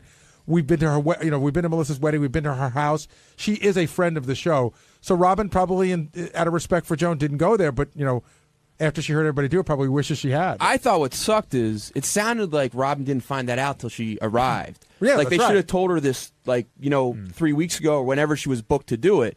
But, I mean, listen, she's agreeing to do it. Joan's agreeing to do it. Who knows where the stipulation comes from? Yeah. Like, Joan might be fine with it, but she might be, maybe Melissa's, hysterical and saying, you got to stop this. Well, also, worst case, you're not airing it live. You can always fix that in the post-production, even if people did go there. But I think there's probably restrictions on a lot of these things that we just don't. There are. We knew there was a William Shatner restriction. For anyone who watched Celebrity Apprentice, I mean, Joan cannot handle any criticism of her daughter. I mean, she can't. I mean, I'm not surprised by this move at all. That poker plays the one bad thing about Melissa, and Joan flipped out and walked off the show. It was ridiculous. John, they had the conversation a little bit this morning, but for you, if you were booking this roast, who were the people that were glaringly missing that should be up there that weren't up there? I have to think about that. Because Robin hits it right. Maybe the people that should have been up there really aren't alive anymore. Like Ed McMahon, she's outlived her contemporaries, you're saying? On some level. I mean, she'd be the first to admit it. Yeah, I think that's true. You would have asked Johnny Carson to roast her. He wouldn't have done it, but that would have been a perfect sort of nemesis. And McMahon, you said, that'd be perfect. Well, what about even a Richard Lewis? I mean, I know he's not... maybe Shandling. But they don't have a relation. Maybe they could have been there because they're bigger names. David Brenner came up, right? That was the one that probably should have been. I think there's a lot of people she came up with really early on, out of the improv scene in Chicago, that probably could have been there. I think Ed Asner she might have come up with. She didn't come up out of Chicago at all. Yes, she did. No, she didn't. I read her book. She used to play the Gaslight down in Greenwich Village. Compass Players, Chicago, which maybe became she was Second City. Toady Field has been dead for 30 years. You know what I mean? Who's her contemporary?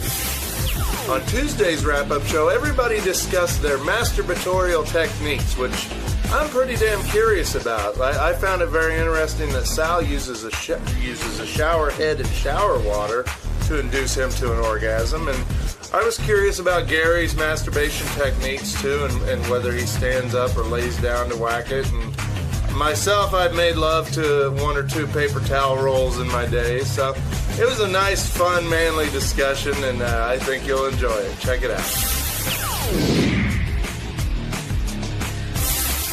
I don't know why, but I'm curious about Gary masturbating. Do you masturbate laying down or standing up? What's your favorite way? All of the above, douchebag. Like you don't have a certain type. Do you ever like turn your hand around the other way because it feels more like another person? No, like Benji. Did you ever do it Eric the Midget style? That's when I first started, back when I was a kid. That's the only way I knew. No, and then I realized guys use their hands. Gary, have you ever blown a load with the shower beaming on the head of your penis? No. You've never done that? No, maybe in the shower beaming on my back. Sal, what's the strangest way you've ever masturbated? Probably with the shower, like a chick, I guess. If you turn that shower head up real strong, and you let it beam on your cock like a laser beam, and I'll just put my hands behind my back and I'll spread my legs a little bit and just let it go. It's amazing. Wait, you're telling me you can finish with your hands behind your back with just like this, just a shower head on you? I put my hands slightly by my ass. I open my legs up a little bit and I beam the shower head just right, and then that's interesting because that is a classic way that girls do it. And you know what? You watch your penis actually get erect without anything touching it except for the water. Well, that might be, it goes up because and it swings up like a fucking seesaw and that's probably because of your foreskin. Like people say, you're more sensitive. You probably have enough sensitivity that can get you off. Right, because that's true. I can do it. I let the water hit the foreskin. Richard, anything stranger than that? Yeah, I mean, maybe not that strange, but I made love to the middle of a paper towel roll one time. Yeah. Wet or dry? You got to lube it up, Dry, you get paper cuts and stuff. But back, in the days when in the middle of that 10-year drought, you got to do what you got to do. And a paper towel roll, I'm not suggesting anybody do this because if you got the wrong size penis, it could be unsafe. But mine fit the inside of a paper towel roll perfect. Bullshit. I've seen your dick. It does not fit in there. Hey, Gary. You saw it hard once, so it gets bigger. Where was that? When Bubba gave me Cialis and I ran in the studio one time, dude, semi-erect. You've never fucked a toilet paper roll or a no. Gary, I'm a prude. Yeah. Have you guys ever did this? I think every guy has done this. This one's a tough one, but I know we've all been there. Oh God. When you're jacking off, have you ever semi-slipped a digit up your ass? Like at least. I'm not saying going all crazy, but if you ever felt around a little bit, like you're looking for something and you just went up a little bit, like a half a fingernail up your ass. All right, John Hine, answer the question. Sal, I can honestly say that I've never done that. I swear on the life of my children, I've never shoved a finger up my ass while jerking off. Okay, neither have I. Have you ever tried? Gary, have you ever tried to lick your own ass while you're jerking off? John, you're really into that. John, Roberto, all right, we're in a vortex. John, you never went for the digit up the old poop chute? Never did the digit, Will? Sal. I know you did, though. I know you did. I tried a little bit, and I didn't like it. I just went up there a little. And I was like, "Wow, this just doesn't feel right." So I stopped immediately. Was that with the shower? Because you had free hands? I was sitting on the can, and I was just bored out of my mind. What do you mean? You're just taking a shit? Yeah. I usually jerk off when I take a dump. But I mean, then you're. I got to get out of this. Wait. No, I wasn't taking it. It's really gross. I wasn't taking a dump at the time. I sat down. So on you're the sitting. can. So you're sitting on the toilet and you're jerking off, and then you decided to see what it would feel like if you stuck a finger up your ass. Yeah, I think because people say that it's more erogenous there. So I said, hey, let me give it a shot, and I went up with a half a digit. And what finger was it? I don't remember, but. It didn't feel good. I didn't like it. But I think a lot of men have done it. They won't admit it. I know. I would have no problem. Admit it. It's just not. Yeah. I would admit it. You should try it. I think anybody like it. I think anybody in here would admit it. No one is. You're alone, my friend. Well, but I think Sal's right. I think a lot of guys you hear about, they use things to stimulate the prostate. Well, your balls feels good to That's touch the thing. with the other hand. I don't like touching. There's my a balls. spot under your balls, but you can do it right from the outside where you can massage your prostate. But the Right thought of above something the actually taint. going in John, the take ass, a call. I'm trying to. painful. Buddy in Springfield, you're on the wrap-up show. What's up, guys, man? An interesting conversation, I'll tell you. Okay, so why did you have to take a half a pinky or a half a finger before he realizes he doesn't like it? Right. I mean, once you start playing with it, you'd realize it, wouldn't you? Yeah, well, I stuck a finger in there. I went up halfway. It just didn't feel normal. How long was it in there for? Probably 2 seconds. Okay. I was rubbing my asshole a little bit first, and I went and then I was like, this. It didn't feel right. And I think that's a good thing. How about this? Have you guys ever had chicks try to do that to you? Yes. And I think for some reason, a lot of chicks are just fascinated by it. Gary loves it. I don't love it. You always talk about it. Didn't you use, that was Ronnie that used to use dildos in his ass? Yeah, I never did that. When you have a chick, you're not going to stop. I mean, it might be even painful, but men are so desperate to have good, crazy sex that when a chick is doing something that's so taboo, you're not going to stop. You might scrunch up a little bit or whatever, and it might hurt a little. It's like getting your prostate checked, but you won't stop if a girl's doing that unless it gets out of control. So on Wednesday's wrap-up show, we talked about Lisa G being a D cup, which is totally bullshit. D cup my ass. She's probably wearing a training bra, a teen size, maybe D, if they do make such a thing. If she's an A cup, she's a lot, maybe A plus cup. Because I know certain girls that are A cups and they're like the same size as her, but at least they got little perky boobs. Unlike someone else I know, let her fuck herself anyway. Who cares? Who gives a shit about her? We don't care. Watch the show and check it out. Today, Lisa G came in and revealed that she, in fact, is not a C cup like she said she was, but actually a D or double D cup. And a lot of the people here are in disbelief. They just don't buy it. I want to know your take. What do you think? Well, it's like a man saying that I'm getting larger underpants. Right.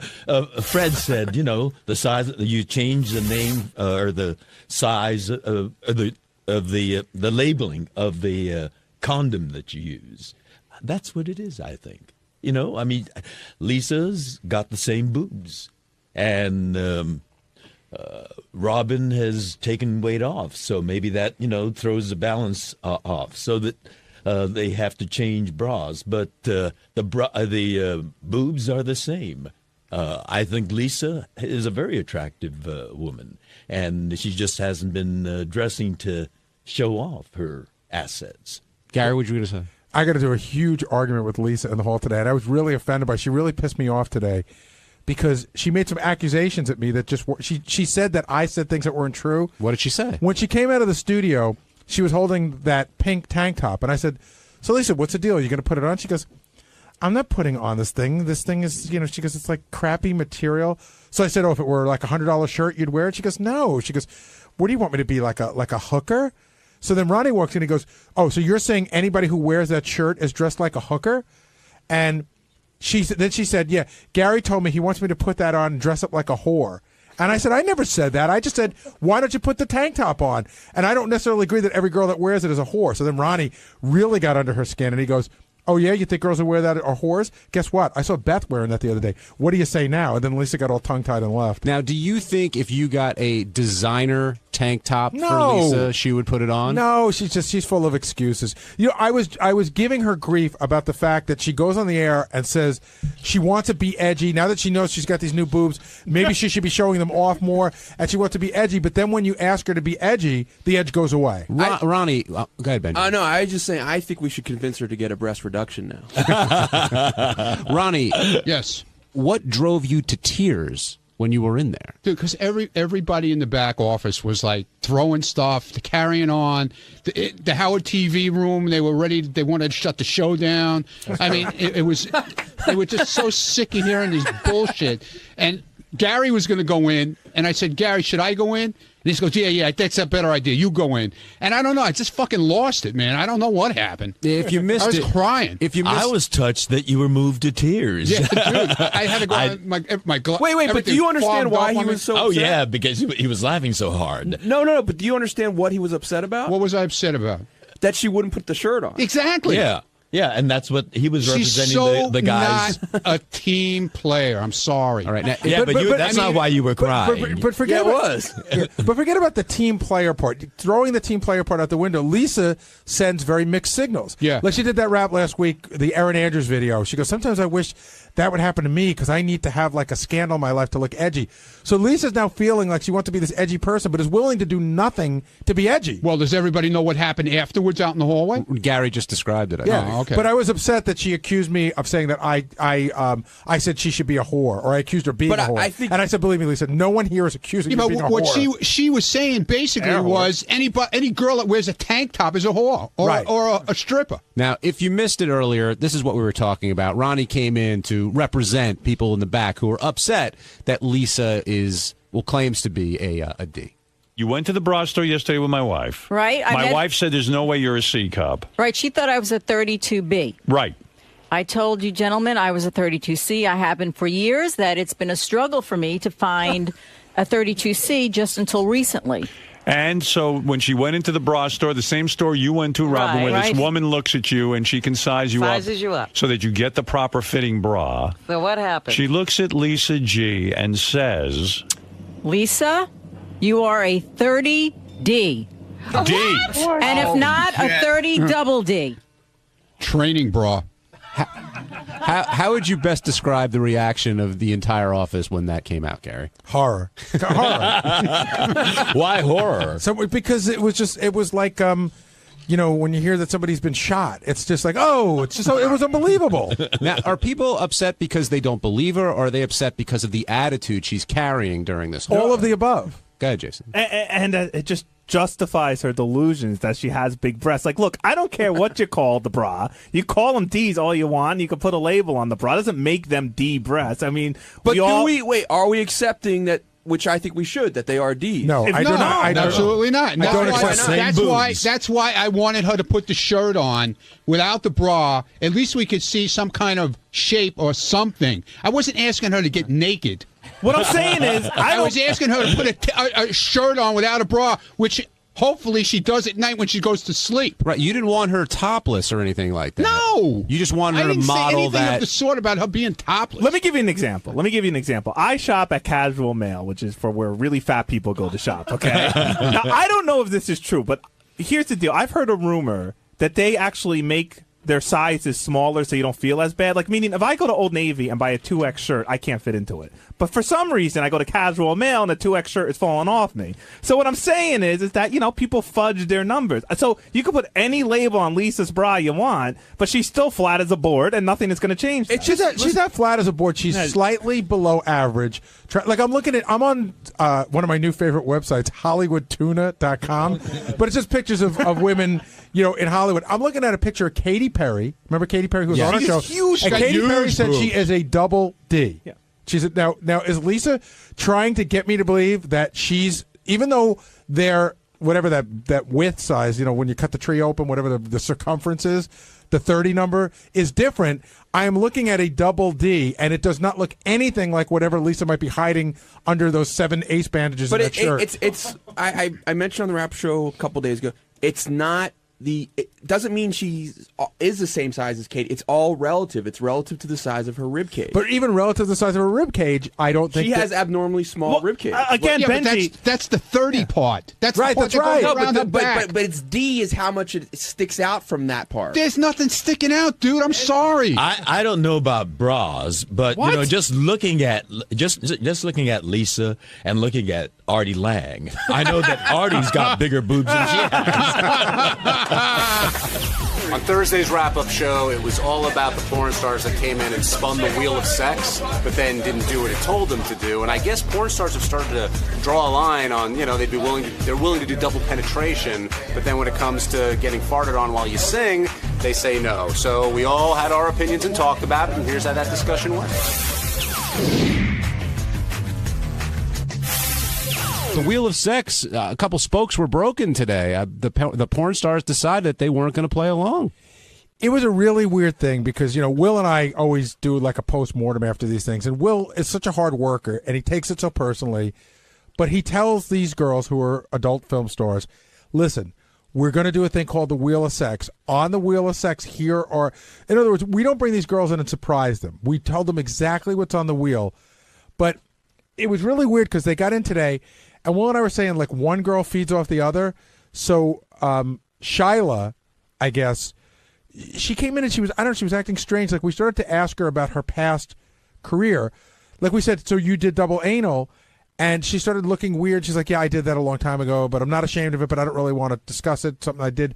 It was good in my life at the time. So she started acting sort of very proper for a porn star, and I think Gianna fed off of that, and then they became two reluctant porn stars. I've noticed that more and more here, how porn stars seem to be taking a higher road and say, yes, I've done double penetration, but that was in the past, and I'm trying to look forward. Meanwhile, they know why they're here. You know, they know what the show's all about. Yeah, I mean, the thing is that, at some point, like, it may seem mean-spirited, but it's not. Like, we're really upfront, and we didn't bring them in. The funny thing is, we didn't bring them in to be mean to them. We said this is what it is, and any girl who says that's not for me, we're like, hey, great, I understand, and we'll go find someone else. Yeah. So we're not. I never try to bring anybody in here to have them leave upset, and it always bums me out when they do. That's important that you say that. And Will, you should come down here to explain a little bit, because it's not like they're brought in to say, okay, Howard's going to talk to you for 10 minutes about your latest film. You tell them, okay, we're doing the Wheel of Sex, and this is what's going to happen, so they know what they're getting into. We even have some bits that we've done in the past and that are coming up again where we do have some outrageous things going on, and we aren't telling anybody what it is. But what we'll do is we'll bring them in, and we'll put everybody on the line, and we'll say, this is what we're going to do. And if we bring 10 people in and 6 people walk away, we're like fine with that. You know what I mean? Like, that's a funny bit where, like, you have to do da-da-da-da-da. They go, okay, I'm not doing that. I think Will even said specifically that farting was one of the possibilities. No, he did. He said farting and teabagging were two of the things that were on the wheel that were absolutely going to happen. Or I should say could happen. Not going to happen, but could happen. You know what's so funny? That the one girl was like, she was trying to act kind of like, coy, like sexy to Howard, and she thought that was gonna, like, because I guess she's so used to that happening in her life. When she's just like, oh, I don't want that, she thought he was just gonna say, okay, no problem.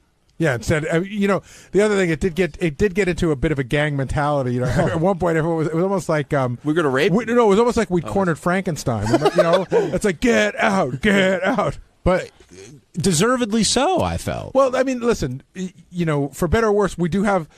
In other words, there's a line on the show, and we play that line whether it's wink, wink, nod, nod. But we're like, this is what we're doing, and if you don't do it, then you don't get what we said we'd give you. I know JD was disappointed. Yeah, a little bit. Well, you I heard that you're really into Gianna. I'm into both of them, actually. I think they're both hot. So, but yeah, I didn't get to feel them up, so I'm disappointed about that. You didn't know chance encounters in the hallway, or no? I think they just got him right out. So. Yeah, like I didn't know what the expectation was. I didn't know whether they expected that they were going to be sat down and we were going to treat it like inside the actor's studio. But again, I just say up front, we told them this is the game and this is what can happen.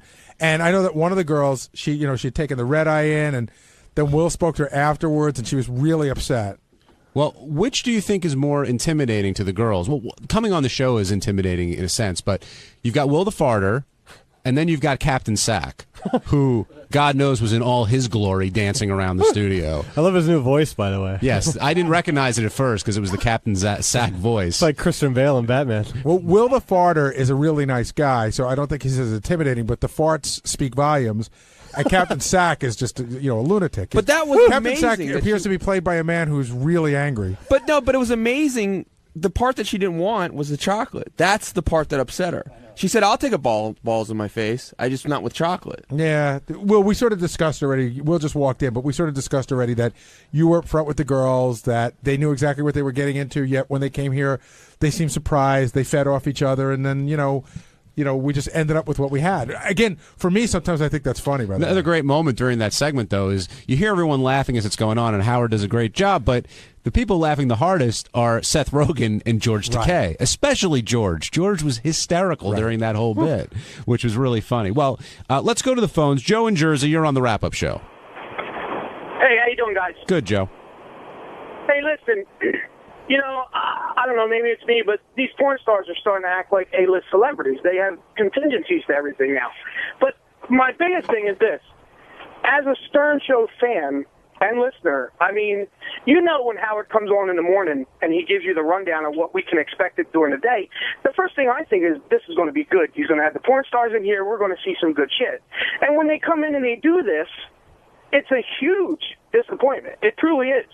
And Howard, if you're listening, you're a softy, bud, because I would have not given them the plugs that they should have gotten had they done the bit.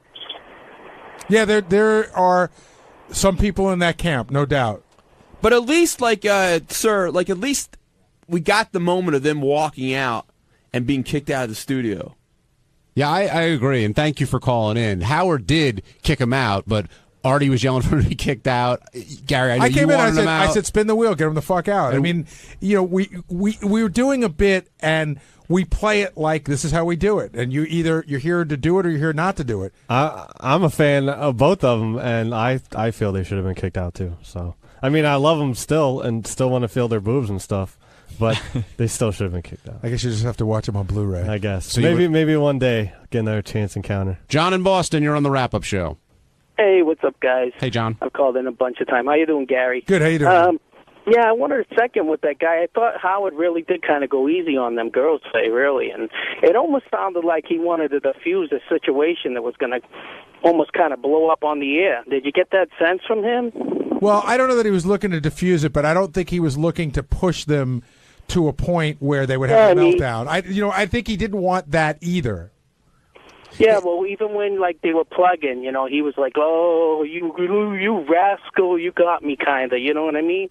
Kind of making a joke instead of being he was making a joke. He was making a joke about it. The weird thing is, I thought that Shyla was the one for me that looked like she was sort of acting different from the second she walked in, and she was the one that I thought that Gianna had more of a sense of humor about it.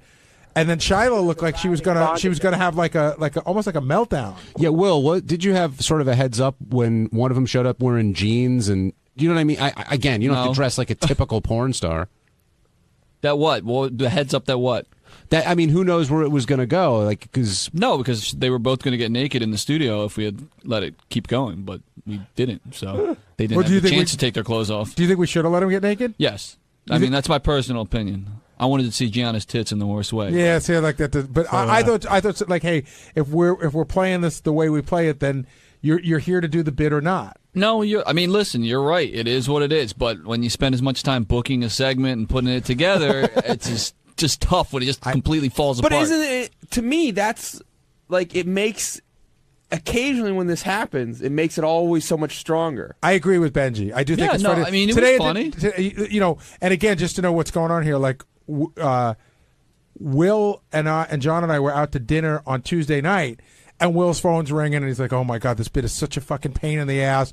One girl may be in, one girl may be out. I don't know. This girl's not calling me back." Like, it really is a ton of work, and when it dissipates like that, I can understand why he's upset. But you gotta go for what's best. I was even thinking, like, why are we doing Wheel of Sex with porn stars? Of course, they're gonna do everything. They're not gonna refuse anything.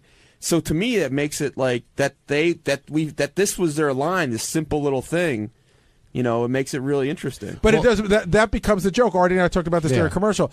A girl who has done double anal won't let a guy fart on her, and it's funny where people's lines are. Well, they had a restriction about cream pies also, I think one of them did. Yeah, I don't know. When you start getting, like, again, I don't want to hear, not that I'm into, what do they call them, facials? I guess they're called facials when guys, like, blow their loads all over girls' faces. Like, I'm not into them, but I also don't need to hear that it gives them pink eye.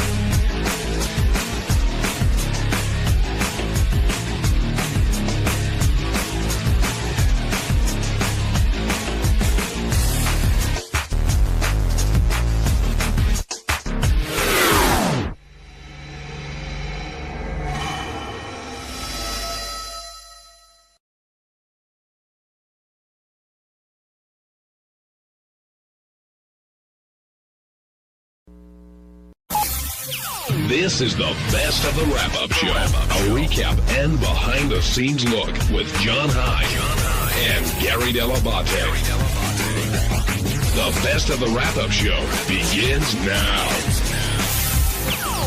Hey, it's Gary Dell'Abate. On Monday's wrap-up show, talked about the big trip to L.A., went to the party at Jimmy Kimmel's house, met a lot of celebrities, talked about Superfan Roundtable, and how Natalie Main says that I'm a little bit annoying, but it's all good. I'm not looking for a feud, Natalie, so let's not go there.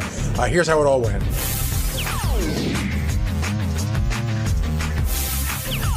let's shift gears and talk about L.A. You were out there. Howard was out there.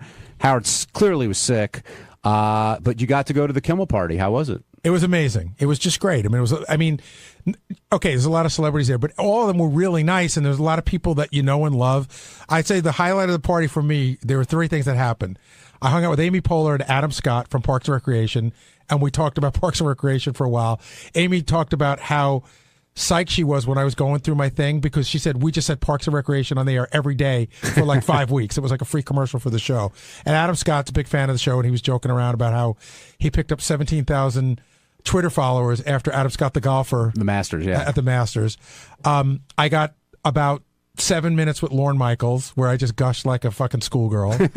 And I talked to Don Rickles for about 15 or 20 minutes. Now, what do you think of how Howard approaches these parties? People think he's saying it for the air, that he's just trying to fit in with humanity and he doesn't understand socializing.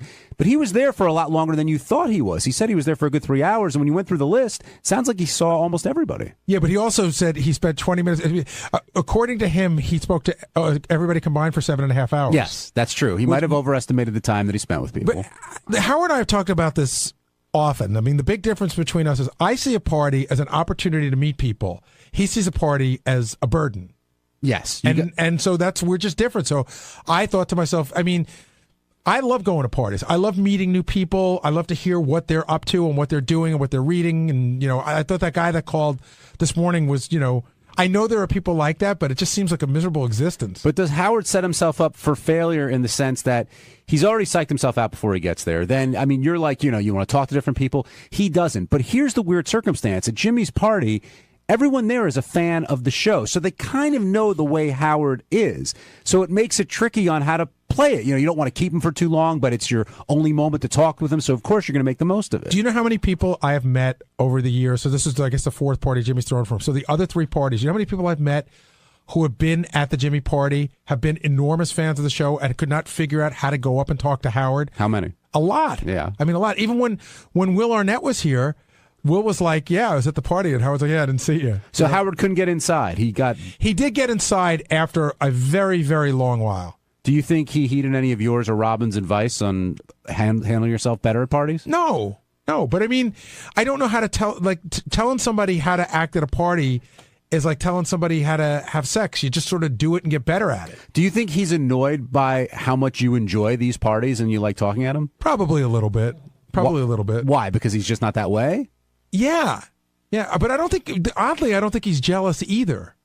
I don't think he wants to be better at it. He's just annoyed. Yeah, but not really. I mean, he didn't give me a hard time about it or anything. But I will tell you, like, I spoke to Howard at the party for probably 90 seconds. Mm-hmm. He just was. You couldn't get near him. Oh, not because of lack of trying, you're saying? In fact, the only reason I spoke to him is because Jewel wanted to talk to him, and I brought Jewel over, and I said, Howard, here's Jewel, and then we sat there and talked for like a minute, and then they got into their own conversation. I felt I was, in the middle of their conversation, so I just sort of peeled off. But there was never a moment where Howard was standing alone or where he was like in a position where you go, oh, I'll go over and talk to him now. He always seemed like he was in deep conversation with somebody else. Aaron in Dayton, you're on the wrap-up show. Hey, welcome back, guys. Thank you. Just a couple quick questions. First of all, Gary, how many times would you ask about that pitch when you was at the party? And the second part of the question was, do you feel Howard even go if Jimmy was to just say, hey, man, I'm having a party while you're out here? I mean, there's 100 celebrities and stuff. Do you think he wouldn't even attend, or by Jimmy saying, hey, we're having this in your honor, he's kind of feeling pressure. He has to go and perform to be on. What's your thoughts on that? I think Howard would go to a party at Jimmy's no matter who was there. He and Jimmy get along that well, and nobody at the party asked me about the pitch. No, they didn't broach it? No. What's today's date? Isn't the anniversary coming up? We're not into May yet, are we? April 29th. Today. I did notice one thing yesterday that was like the listeners just will not let it go. Somebody, Don Cheadle was throwing out the first pitch yesterday, and somebody said, you have to see Baba Booey's pitch, and he doesn't know who I am. And then I saw him reply like, oh, I'll have to go look that one up. Does that hurt you? I don't care. What are you going to do? I mean, it's out there. Are you past it now, you think? I'm more past it. I mean, I'm as past it as I'm going to be. Can you go to a ball game and enjoy it, or does it... Yeah, I can go to a ball game and enjoy it. But you'll never get out there again. Jimmy asked me about playing in the celebrity softball game, and I'm like, no way. And Jimmy's like, really? And then I was like, and even Mary's like, please don't ask him to do this because it just make him a bigger fucking mess. Why wouldn't you play in the celebrity softball game? I don't want to play in front of people ever again. Really? I don't want to. I'm just done. You're a decent softball player. I don't want to play. I don't. You wouldn't have to pitch or even anything. if I made an error, if I missed a ball, I just don't want to deal with it. Jimmy had whittled me down to the possibility of being a coach. So, coach. I might. You should totally do that. Don't coach on a team Jimmy's doing because he's going to make you throw Jimmy will out put you in the pitch. game. Yeah. You're right. You're a good point. Gary, what does Jimmy do during the party? Is he running around like a madman or is he enjoying himself? He's both. I mean, he's running around he has a party, and him and his fiance have a party, and like anybody else having a party, you're busy, but you still, I mean, at one point he took Mary and I and showed us like one other portion of the house, his office or whatever. I mean, they are very gracious hosts. Do you feel like Natalie has you on her? Are you like public enemy number one? I just think what I was trying to say today is I don't think that Natalie understands. She just sees the relationship that Howard and I have on the air, and so in her mind, it's like, don't ever, whatever Howard says, you need to do. She said, she says she feels that I always argue with him. I don't know, but we've also been together a long time. I feel like it was a tiny bit insulting in the sense like, Gary, you don't get to have your own opinion. But you always felt like she's had it in for you a little bit, right? I mean, based on the Celebrity Superfan Roundtable. I could get way deep into this, and I can tell you that the first time they were booked on the show, I was really, really excited to meet them, and she walked in, and I said, hi, how are you? And she literally walked right by me and go, where's Artie?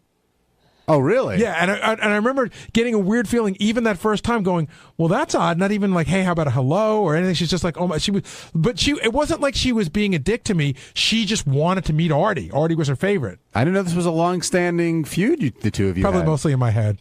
We'll see. On Tuesday's wrap-up show, they dragged me in there to talk about the theme song contest and about Cher and about my expertise as an anal expert. It was a very interesting wrap-up show. I really think you should check it out.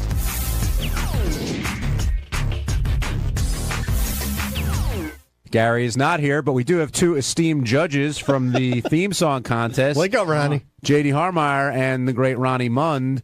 And Ronnie, you seem to come alive towards the end of the contest there when anal became part of the picture.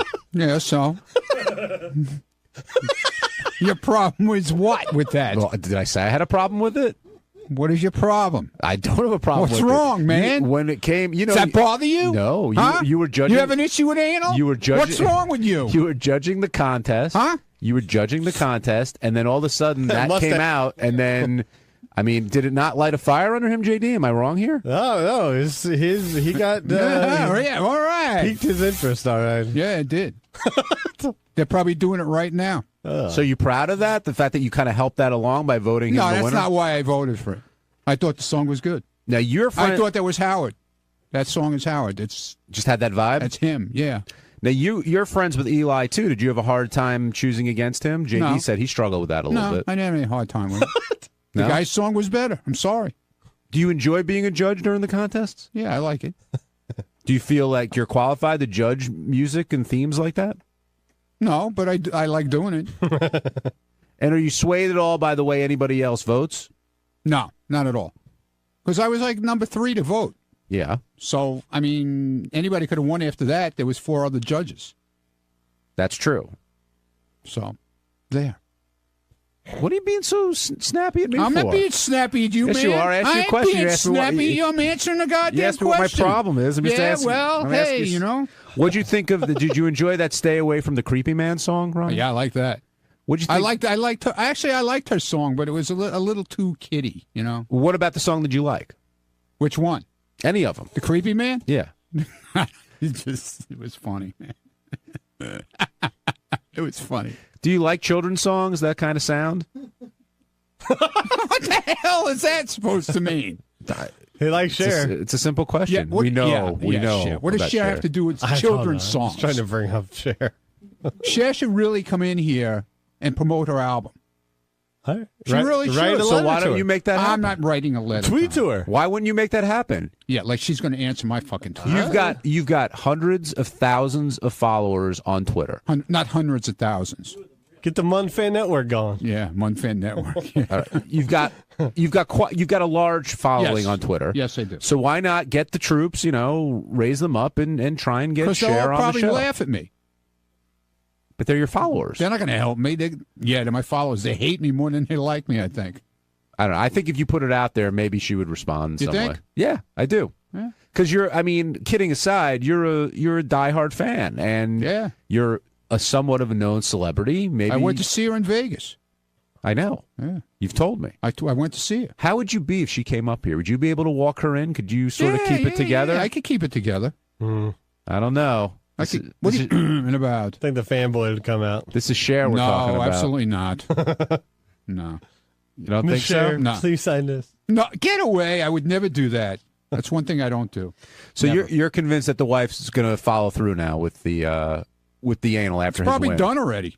Oh, really? Yeah, I think so. And what did you say? Were you concerned because he was going to go in too hard? Like you got to sort of take your time when you're doing take that? your time, man. Supposedly the guy's a big dude, according to her. So you really got to take your time. What's the matter, Jay? What's wrong? Why are you turning around looking out the window at the hot blonde? The first time you why not? The first time you did that, Ronnie, did you know what you were doing, or did you kind of trial and error sort of? I knew what I was doing. I figured it out. God, how did you figure it out? I watched a lot of porn, man. You know. So like as an instructional video almost? Yeah, well, not porn so much. It's what was it? It's like one of those. Oh boy. The ones. It's not really porn. It's kind of instructional video. How to fuck girls and stuff. You got a how to fuck girls instructional video? Yeah, it was like this. I guess like a Playboy thing. Okay. They put out or something. I don't know. It's years ago, man. Oh yeah, years ago. All right. Don't say that in front of her, huh? Sorry, and none just walked by the window. Yeah, exactly. So did you? You never know what you're going to see. It's serious, but they can't hear us, thankfully. So did you? What did you order these tapes? No, I didn't order it. I don't know where I got it from. It was a long time ago. And it was how to do anal, or was it like how to do everything? Everything, but it pretty much pertained to anal more than anything. And what was the advice that they gave? Slow and easy. Take your time. Relax the girl. Wine her and dine her first. Get her a little not drunk, but the whole thing with the music. She doesn't want to think how to rape a girl. Instead, I watched the Met game instead. Instead of music. And what's the secret? Like, what's the one thing that people need to know before they do it? I know you say go slow, you have to relax. You have to totally relax and not think about it, especially the girl. Yeah, but how can you not think about it? Gary's busting in like forget it's about kind of difficult not to think about, Ronnie. No. It's that's the whole idea. You have to get your mind out of it. You're getting fucked in the ass. You have to relax and think about something else. Like you're sitting on top of a mountain having a glass of wine and some cheese. But what's the point of doing something how can you enjoy something if you have to pretend it's something else? No, you're not pretending it's something else. You just have to relax your mind and body. Why would I want to go to a mountain and eat a block of cheese? This is how Ronnie relaxes his asshole. Relaxing. But I have to pretend I'm in a Ricola commercial? But Ronnie, I'm confused. I'm a little confused here. Are you saying the girl has to relax? Everybody or you does. have to relax? Everybody does. Because if the guy is too intense and wants to just jam it in, it's not a good idea. There was such a great opening this morning for one of Jackie's jokes. One of Jackie's jokes that always made me laugh. When she said, Howard said, "Have you tried it before?" She goes, "Yeah, it really hurts." Jackie used to go, "No, it doesn't." On Wednesday's wrap-up show, we kick things off with Sal talking about humiliation and whether he gets off on it or doesn't like it. And that quickly evolved or devolved into a conversation about massages. Is everyone okay with the guy massaging them? Different people had different reactions. Here's how it went.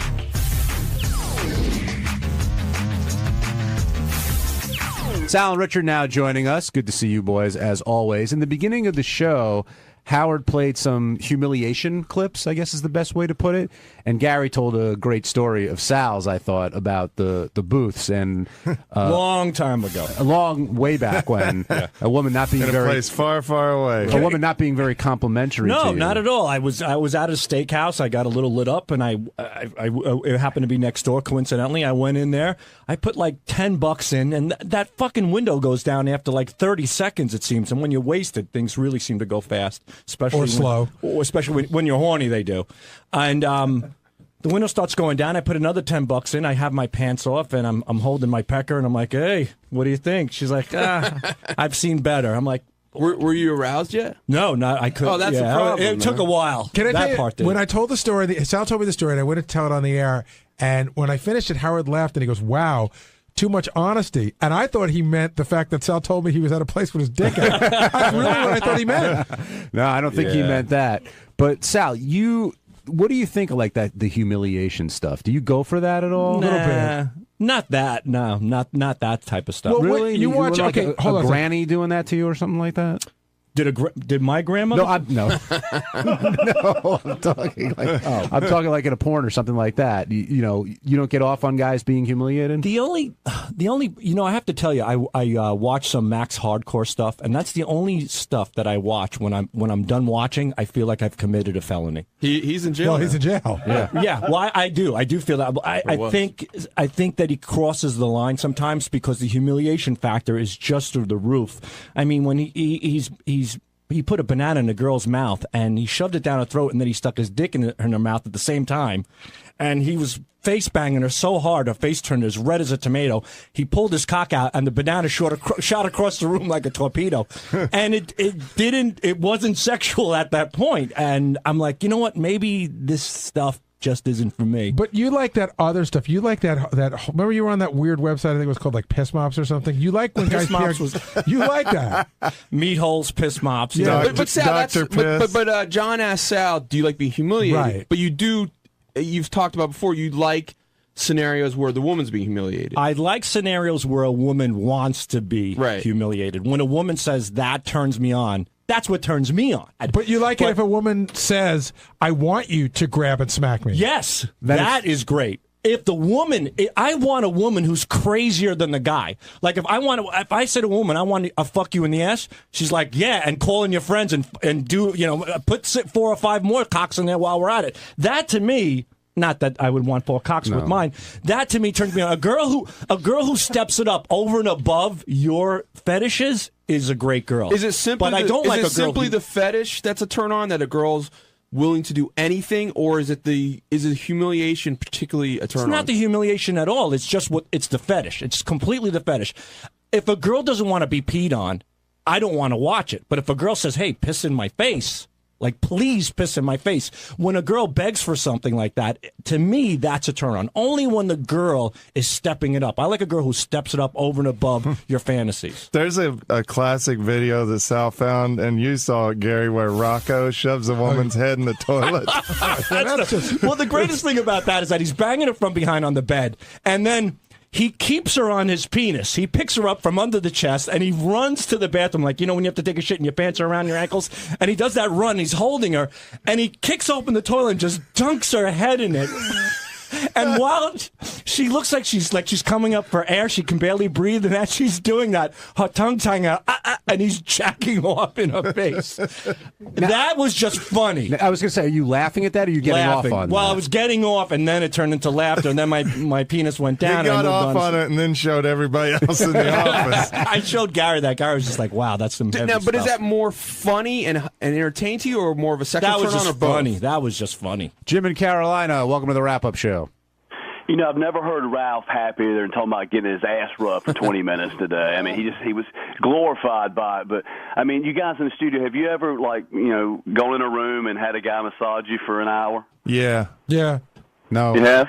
Yeah, I belonged to this gym in the 80s, and for some reason, I don't know if they were afraid of lawsuits, they only allowed same-sex massages. And so I had somebody bought me 10 massages, and it was a guy. It was like an old guy. It wasn't Gary, that's like if I paid for you to get a blowjob and you can only get it from a guy, you would do it.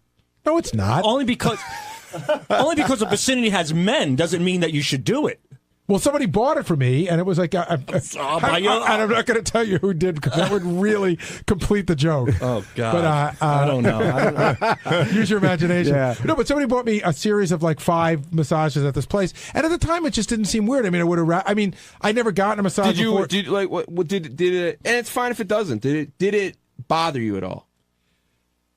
Or No, did you go through no, a thing it- like, did you look around, make Listen, sure? when you watch know? old movies, right? When you watch like old black and white movies, and you see guys get massages, it's always like a guy. You know what I mean? Like, Not unless it's a Village People video. No, I've like if you never watch seen an Edward, guys. of course you do. When you watch an Edward G. Robinson movie or a boxer, it's always a guy giving the guy a massage. John Burke gets a massage from a guy in Revenge of the Nerds. Remember the hot oil? Oh, how could I forget We're it? all in committed relationships. Would you feel it's wrong to get a massage, a real massage from an attractive woman? No.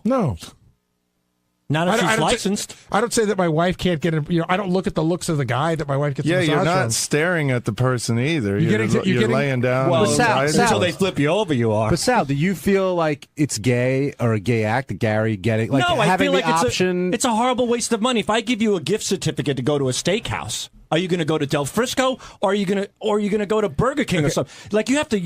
I mean, to me, if I'm going to get a massage, it's a no-brainer. It's a woman. Normally, I wouldn't disagree with you, but I agree with Gary. Well, because I got one too. Listen, when I go to get a massage now, I only get them from females. That's my preference. Right. But at the time, that was the only way they did it, and I probably didn't know But any why better. is it your preference? I do now feel weird getting a massage from a guy. Because? I don't know why. I mean, it's not homophobic exactly. I just would rather have a massage from a woman. Having said that, like if I went and it was a guy, I wouldn't be like, well, that's fucked that. I'm not doing that. Is there any racial preference? No, there's no racial But preference. Sal, it sounds like you would like. Let's say I got you a massage, and it ends up being a masseuse, a guy. Would you walk out, or would you deal? I mean, with if I it? went there and the guy's there, so be it. But in this case, I'm keeping my underwear on. And I'm saying Well, what do you think all he's gonna legitimate do? massages. Well, they'll start grazing your ass and What your if he's nutsack. licensed? He's licensed. But that's fine. But there's certain areas that are just off limits. I mean, to me, for a guy, I don't want some guy just fondling my nuts with his fingertips and my ass cheek and whatnot. They do that. Is your doctor male or female? My doctor is female. Do you ever drop your drawers in front of her? Absolutely. And she's a hot Russian, and she's unbelievable. Did she have the same reaction as that other girl? What's that? Did she have the same reaction as the window woman, or was she nicer? No, she was a lot nicer. But she's a wonderful Russian lady, and she's a great doctor. She's very thorough. Do you get aroused at all? No, I don't get aroused with her. No, but I do have fantasies, but no arousal. If you had to go see a male doctor, would you? Yeah, I have. I've seen male doctors, but for my checkups, this lady's How about very good. like a dental hygienist? Are you comfortable with either sex?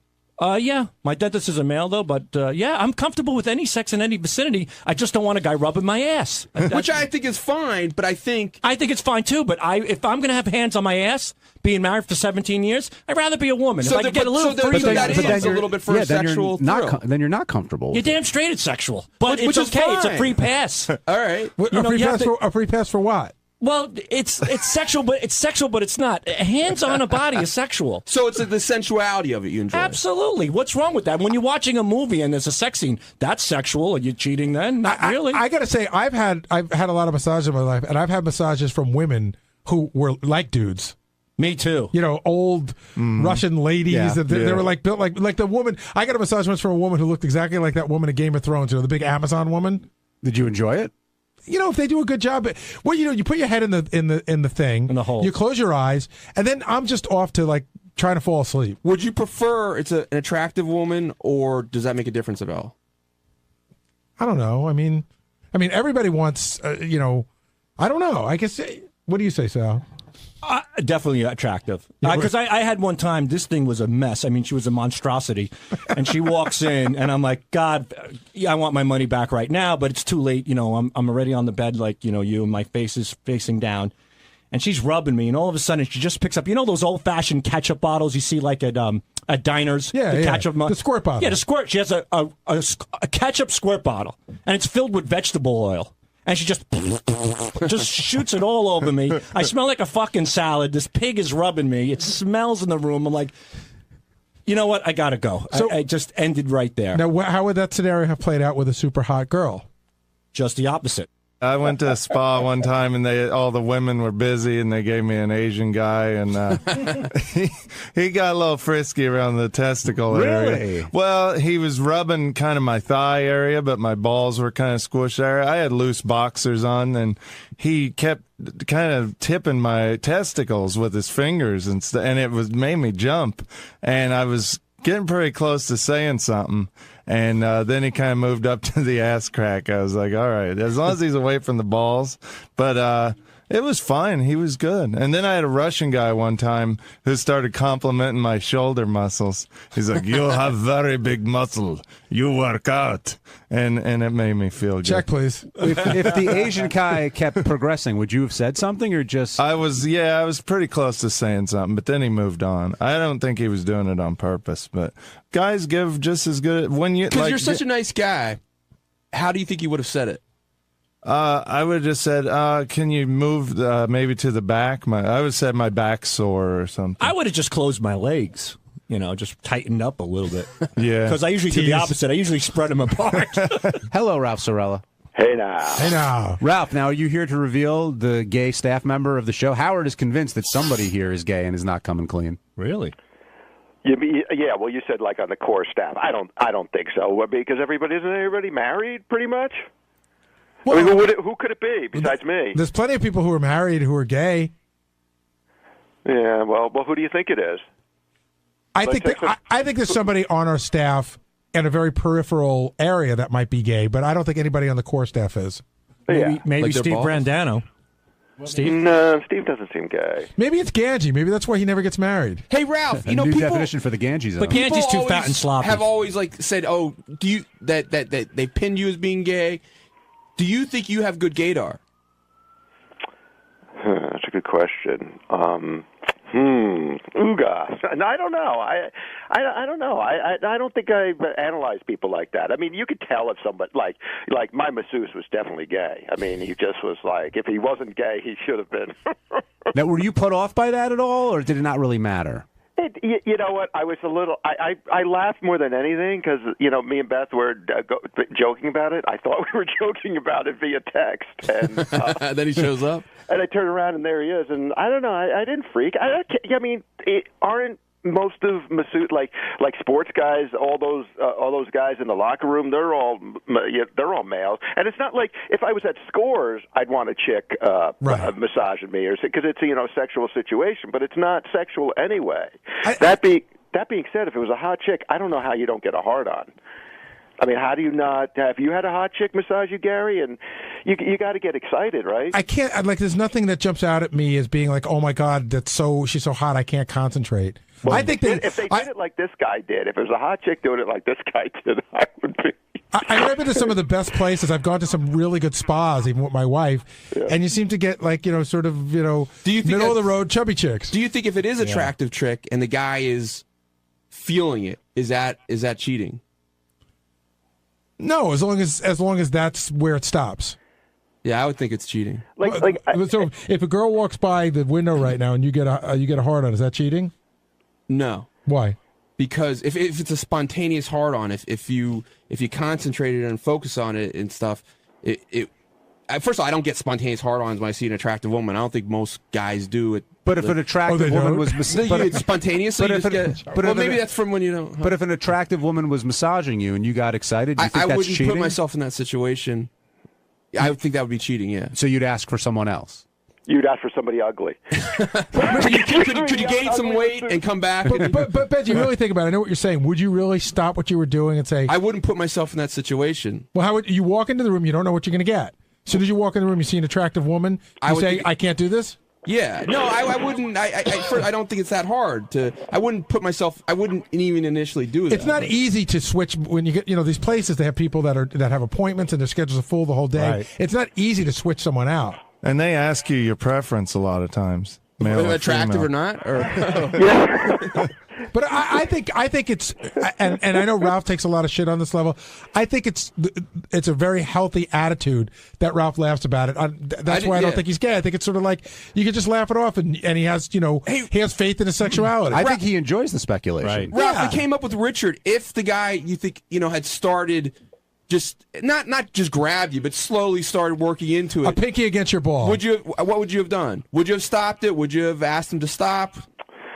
I don't know. I'd have to see how he did it first. If it felt good, how could I answer a question like that unless he really gets his hand in there? He came close, though. I tell you. I mean, if things were hanging a little bit more, like a couple inches over, there would have been some contact.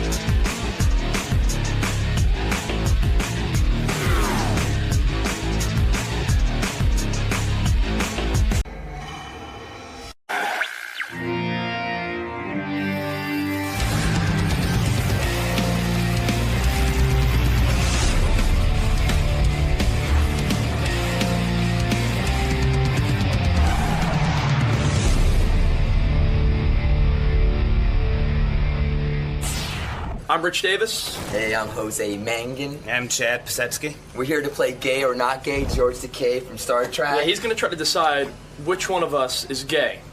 One of us is gay, and we'll see if he got the gaydar skills, man. I don't know, man. I think we all got qualities that make us part of that world. I think.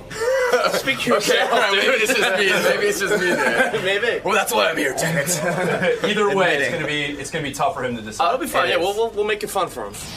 We got a lot of things going on. We got a game for George to play, Gay or Not Gay, where he'll identify gay people. That's interesting. what am I getting into here? Doing the meeting, you didn't seem to be very enthusiastic about that. I really wasn't, but I figured we'd give it a try, and we'll see how it goes. And if it sucks, we'll bail on it. You're going to guess there's going to be 3 straight men. They claim to be straight. Actually, one of them is gay. They're going to try and fool you, but you've got to pick out the gay. I've got to pick my gaydar. Okay. Right, you got to get your gaydar together and pick out the gay guy. And then afterwards, we're going to do a similar game with you. Line up a bunch of guys. You're going to have to pick out the Asian guy. If you can. Right. Get your Asian dar out. All right. That's called ADAR. Oh, ADAR. All right, let's see how good Mr. Takei's gaydar is. All right. All right. Well, it's very simple. Here's Jose, Rich, and Chad. 3 gentlemen. One of them is gay. They all claim to be straight for this game. You got to pick out the gay dude. All right, I say all of them. Now. You say all of them are gay? And by the way, thank you guys for appearing in this segment. Most guys we asked bowed out because they didn't want to be accused of being... They were not ready for this. That's right. All right. Let's first say hello to Jose. Jose, say hi to not only the audience, but Mr. George Takei, who's going to figure out if you're gay or not, okay? What's up, y'all? What's up, Howard? Good morning. Hey, now. Now, I don't know if you're gay or not. I'm looking at you. The first thing I notice is you're heavily tattooed, and the second thing I notice is I think you tweeze your eyebrows. Is that correct? Do you do that? Wow, dude, that was quick. Yeah, I do. Well, yes, I do. I actually went waxing a few years ago because my hairstylist was like, your eyebrows are horrible. There was like a unibrow. And she started waxing me, and then I just became good at plucking, so I do it a couple times. I got to tell you, if you ain't gay, then I'm completely... my gaydar's going insane. No, dude, it's keeping it Game clean. over, It's all brother. about keeping it clean. I host a TV show, so it's like I had to start doing that. What TV show do you host? It's called Latin Nation. It's a syndicated Latino news magazine show, but it's in English. All right, so you're a television performer. That's why you wax and groom your eyebrows. Sort of, and then, I just... friends started saying, hey, you might look better if you start doing these type of things. I see. Very okay. definitely a metrosexual. Your tattoo. Well, what is that, George? Sorry. He's got a tattoo on his arm.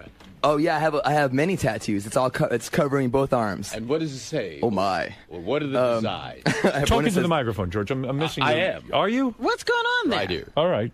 Am I not on? There you go. Actually, George, this is all Azteca tattoos. Azteca. Yeah, it's actually a lot of stuff in the Museum of Mexico and stuff that my tattoo artists interpreted and sort of put on me.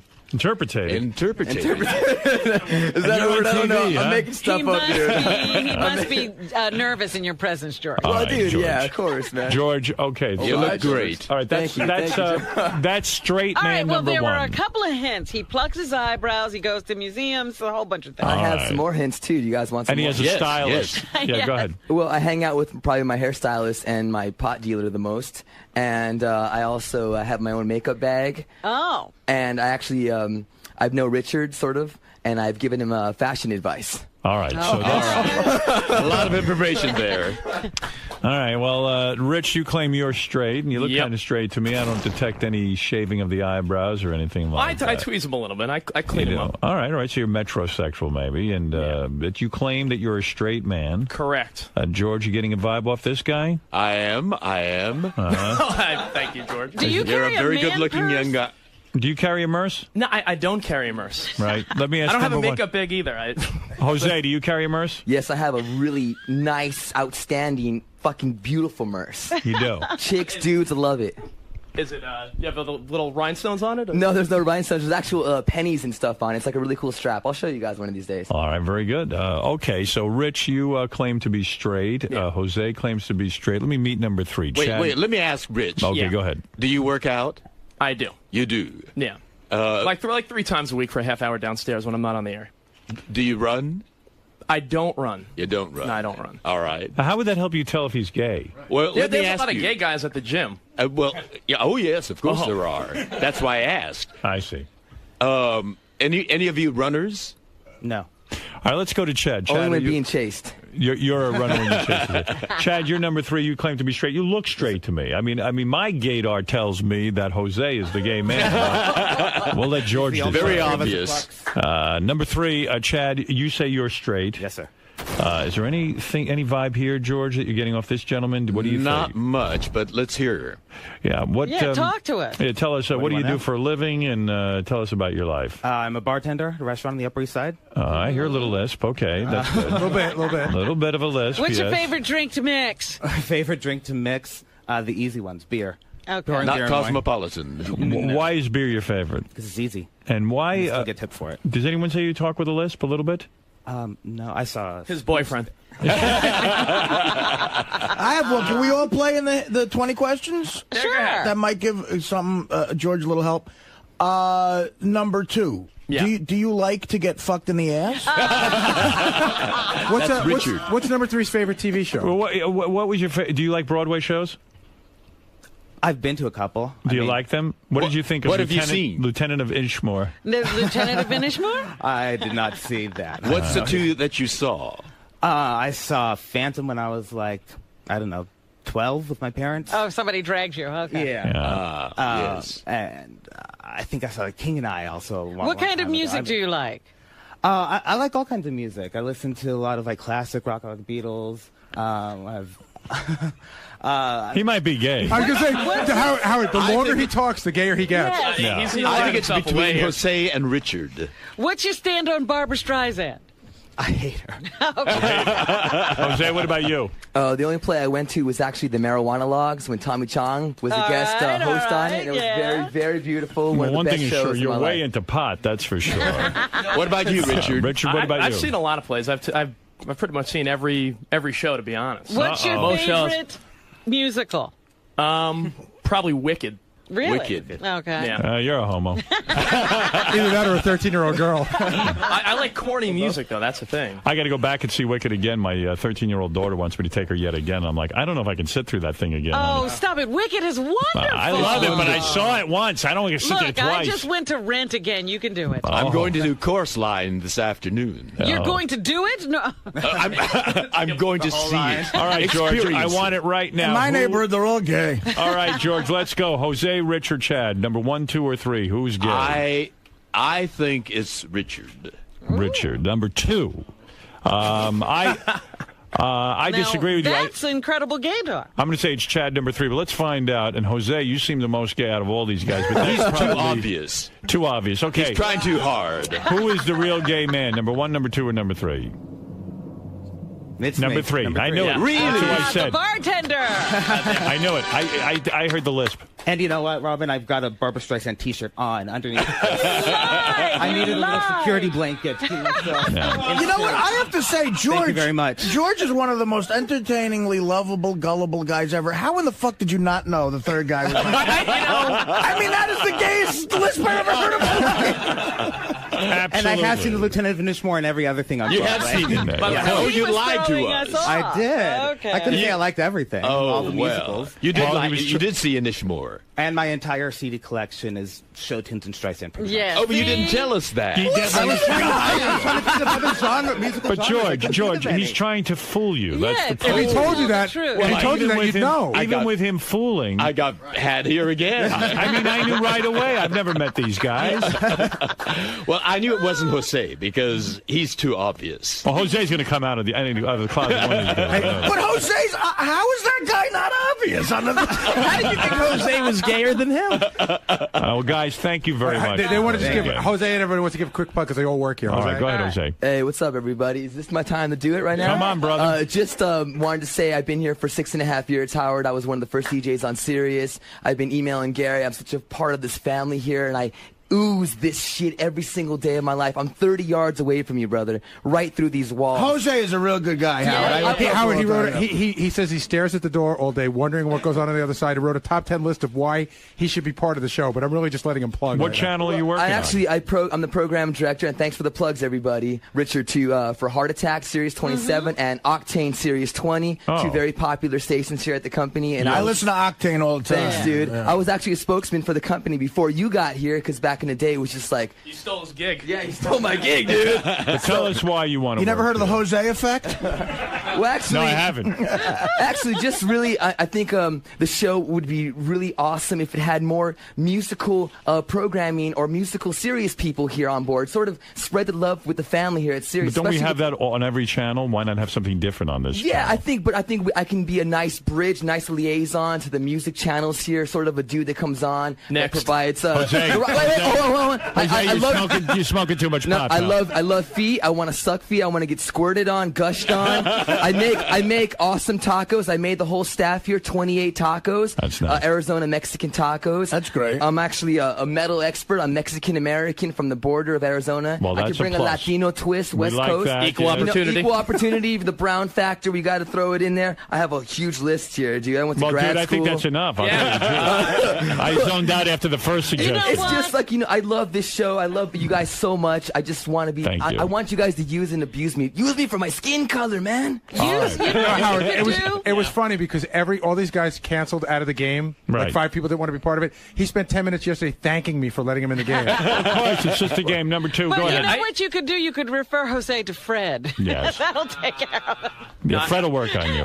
Number 2, go ahead. Yeah, I do 2 shows here on Sirius. I do the morning show on Hits 1. All right, great. And, Love Hits 1. Oh, I've listened to you. Yeah, Rich Davis. That's me. Okay. Rob Overton. All right. Oh, you work with Covino. Yeah, me and Covino do the Maximum Afternoon show. Covino and Rich. So you guys got to check. Covino is going to be here, but he's really gay. Is that right? No. He's not gay. No, though. Covino's not gay. Covino's from my hometown. Watch it. Yeah, a lot of your staff comes and hangs out on our show in the afternoon once in a while. And Richard, you should be gay. Well, Have you like considered it. that? You like it? I think George based this on who he wants to fuck. Right. I think so, too. He was smitten. Oh, I think Jose should be gay, too. George, you missed the game. Well, Howard. Let's go over to Chad. Chad, you are gay, and where do you work? Well, I work at a restaurant on the Upper East Side, but that's part-time. I also work in a casting office to cast actors for a regional theater across the country. Of course you do. Did not want to say that. All right. Well, Hey, Howard. I got to get to know you. So we have another game if you want to do another game. Yes, we have another set of 3. round. You want another round? Yeah. Like, give George a chance. I think we had enough. Now that George understands you the didn't game. enjoy I think it's fun. I loved it. All right, okay, one more round. Guys, thank you, Thanks, Chad. guys. Thank you, See you, Jose and Jose. Rich. All right. George thought I was gay, but I think he just wanted to fuck me. That's pretty much the case. At the end, he said something about me too. He was like, "Oh, dude, I wish Jose was gay too." Oh my. Was that flattering that Takei was Fuck into you? yeah, it is, dude. Yeah. You know, the first thing Howard said when we walked in before we ever said anything is he thought I was the straightest looking one of the 3 of us. You open your Then mouth. I opened man. my mouth and I was fucked. I knew it. So you thought there was some truth to that the list gave it away a little? Yeah, clearly. I was trying. I've been trying all day. Are you trying to man it up? Or I've what? been trying all day to stay in character. I don't wear baggy jeans like this. You know, He borrowed the Chuck Taylors from his boyfriend. Yeah. But Chad, it worked though. You fooled Takei, so I did fool Takei. Yeah, I didn't fool Howard, but I fooled Takei. What's up? My name's Jimmy, and this is He's taking control. I'm Brad. I'm James. And we are here. We are the second round of contestants for Gay or Not Gay. Now, apparently, we all give off some type of gay vibe, and George Takei has to guess which one of us is gay. now as a gay man himself. Do you think he has his work cut out for him? Do you think it'll be tough? No, I think it's going to be really, gonna be really really easy. challenging. Yeah, I think it's going to be really easy. I think I mean, come on. Are you kidding? No. Yeah. Let's see how you do this time. Here's 3 new guys. I'll play the game real quick.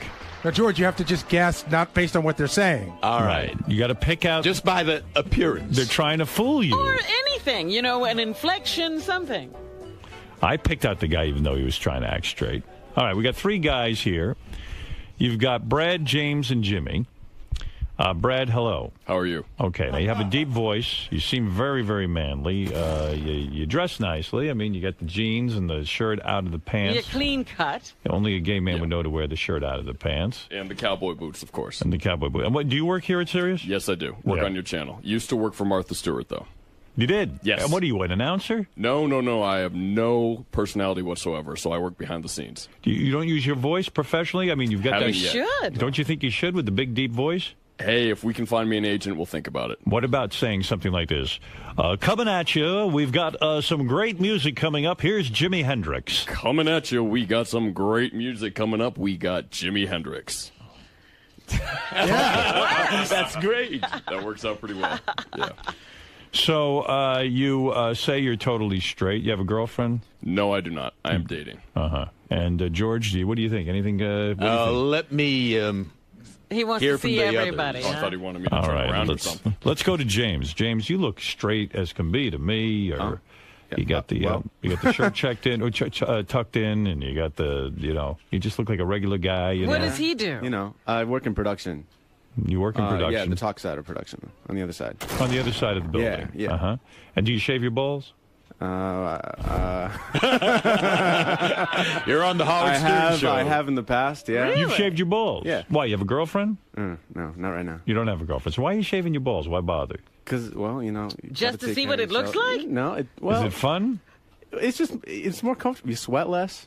Yeah. Do you? Could it be because you're gay? I got a feeling you might be gay, believe it or not. Maybe. We'll find out. You're shaving your balls. I shave my balls, but I'm so straight. It's ridiculous. So what are you going to do? But I got a girlfriend. Oh, that's true. I got to keep the balls shaved. You shave them for her? I shave them for her. Although I'm thinking of growing the hair back, I don't want her to see the liver spots on my balls. Are you getting liver spots? No, I'm just kidding. Are you kidding me? I look terrific. I'm young looking. Have you guys? I don't even color my hair. People think Is I it dye going my gray hair. down there? No, I Is said it jet not? black. Jet black. What about you? Let's see. When I turned 50, I was alarmed because that's where I found out that I'm turning 50. You had gray down there. Oh, yes. Do you shave it all off now? Oh, no. You keep it there. You just went gray. I sure it with was nature. I have jet black, thick bush, natural, and my hair is natural as well. I believe that's why. Yeah, well, you got gray in it, though. But I Yes, believe I that's have. why you're shaving, to avoid seeing gray down. No, none of my. I'm telling you, I got no gray down Now, there. would you dye it, though, if you saw that it was going gray? That's the real question. My pubes? Yeah. Shit, I might have to. Or you know what I do? I shave it real close so that you couldn't really tell what was going on. Yeah, I don't want any signs of age, I mean, I got enough of them. Or either that or I'd put a blindfold on Beth. It's a natural process. Go with it. Please, George. I'm with a girl. You can explain that to a guy. He's going to make Beth go blind. Yeah. You're old. Not that you're old, but you're certainly. I'm old. You're old enough to be a grandfather now. If that happened, No, to I'm you, not. would that freak you out? If I was a grandfather, I Yeah. wouldn't admit to it. What do you mean? are old enough to be I a would not- grandfather. You What are. are I you wouldn't saying? let your daughter's old enough to have a child. No, they're not. No, they're really If not. you had started sooner, you'd have been. Your daughter's 25, right? I don't care. I would not even want to know about it. Your daughter's Would you let a kid call you 25 grandpa? yet, is she? No. You I wouldn't would let- not. Absolutely not. What would a child call you? Howard Stern. Your daughter's not 25. Don't put her. She's age 23. there. Yeah. Damn right you're sorry. Everybody makes me old. I'm young. But she could have had a child by now. She could have. She knows not to. All right, number 3. What about you? Let me hear you talk a little bit. Jimmy. Jimmy's the name. I know Jimmy. And Yeah, Jimmy. he's Artie's assistant, isn't he? Yeah. Are you Kind of, yeah. Are you as gay as can be? No, You're not straight. Last time I checked, I wasn't. You're 100% straight. Yeah. You've never been with a man. Never. You have a girlfriend? Yes. You do. Do you shave your balls? No, I don't have to. Right. Do you carry a purse? Yes. You do? Yep. You have a merce? I do. It's a bag. Yep. Where'd you get it? I got it for free at Lord & Taylor. It's a Toomey bag.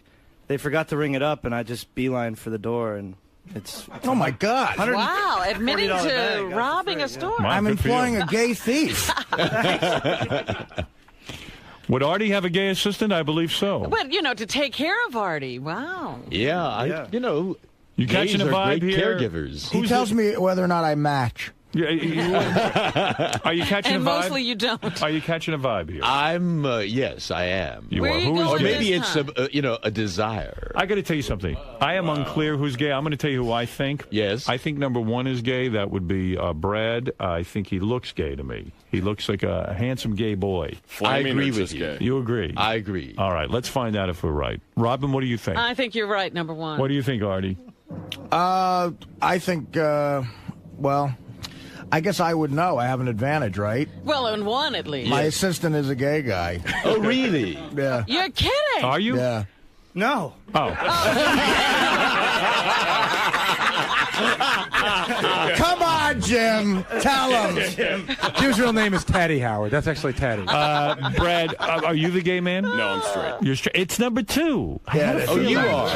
Yeah, Well, I got good vibes from you, too. Did you know? When you said not you what I- shaved your balls, I had a feeling. Yeah, well, but- you know, I was thinking to myself, I just couldn't let that go. I mean, the opportunity to say that I shaved my balls in the Howard Stern show, come on. I got to tell you something. Nobody would know you're gay. You don't give off your That's gay vibe that's at why all. I'm here. Everyone didn't know until I had to tell everyone. So Yeah. Wow. I mean, you're a little bit chubby, which, Yeah, you know. you figure gay guy, keep himself in shape and the whole thing, like this but one over like here. this one over here. And he's We've been- tucked in the shirt and yeah, I mean, everything. we've been working on number one for a while, and it's just not working. And you can't get a man? Not just yet, no. Wow. This Can't is believe New it. York. You're not a You know. virgin. No. You got anybody for him, George? Help me out. Hook him up. Yeah, you're here, right? Yeah. In New York? I could find somebody for you in Los Angeles. You'll have to come out there. Dude, go to a chorus line today with George and throw a rock into the audience. Whoever you hit, just start fucking. Yeah, but I'm going with someone Broadway. Do your parents know? Your parents know you're Oh, gay? yeah. Yeah, you Yeah, told I'm them? totally Did out. they, were they like freaked out? Yeah, a little bit. Yeah. Yeah, it took them a while to get, come How around, long but ago was that? When I was 17. And you're well I'm past 25 that now. Yeah. George took a long time to come out. I You did. waited. You wasted your whole life. Well, I envy him. He's of another generation altogether. Right. They come Whole right out of the different closet. They come screaming out They of the walk closet. out of the womb and come out of the closet. Basically, yeah. I'm telling you, teenagers today. Yeah. Did you try banging a chick before you decided you were gay? No, You- it's you- like poison. No way. No. You knew. Yeah. You knew. Did you used to hang posters on your wall of Yeah. guys? No, not of guys. Girls? No. Of what? Like music and stuff. I'm a musician. Oh, I see. But you never hung posters on your wall of like Brad Pitt or No. No, it's growing just- up? No. But what were But the at least you were posters able to be of? honest with Was yourself. a picture of a violin? What do you mean music? No, like guy like or girl? Smashing Pumpkins or like you like that? back in the 90s. When did you Right. start blowing your friends? In college. In college? Yeah. What about like when you were 13? A little bit in high school. No, Yeah. no. It's hard to find some guys. Yeah. Where are you from?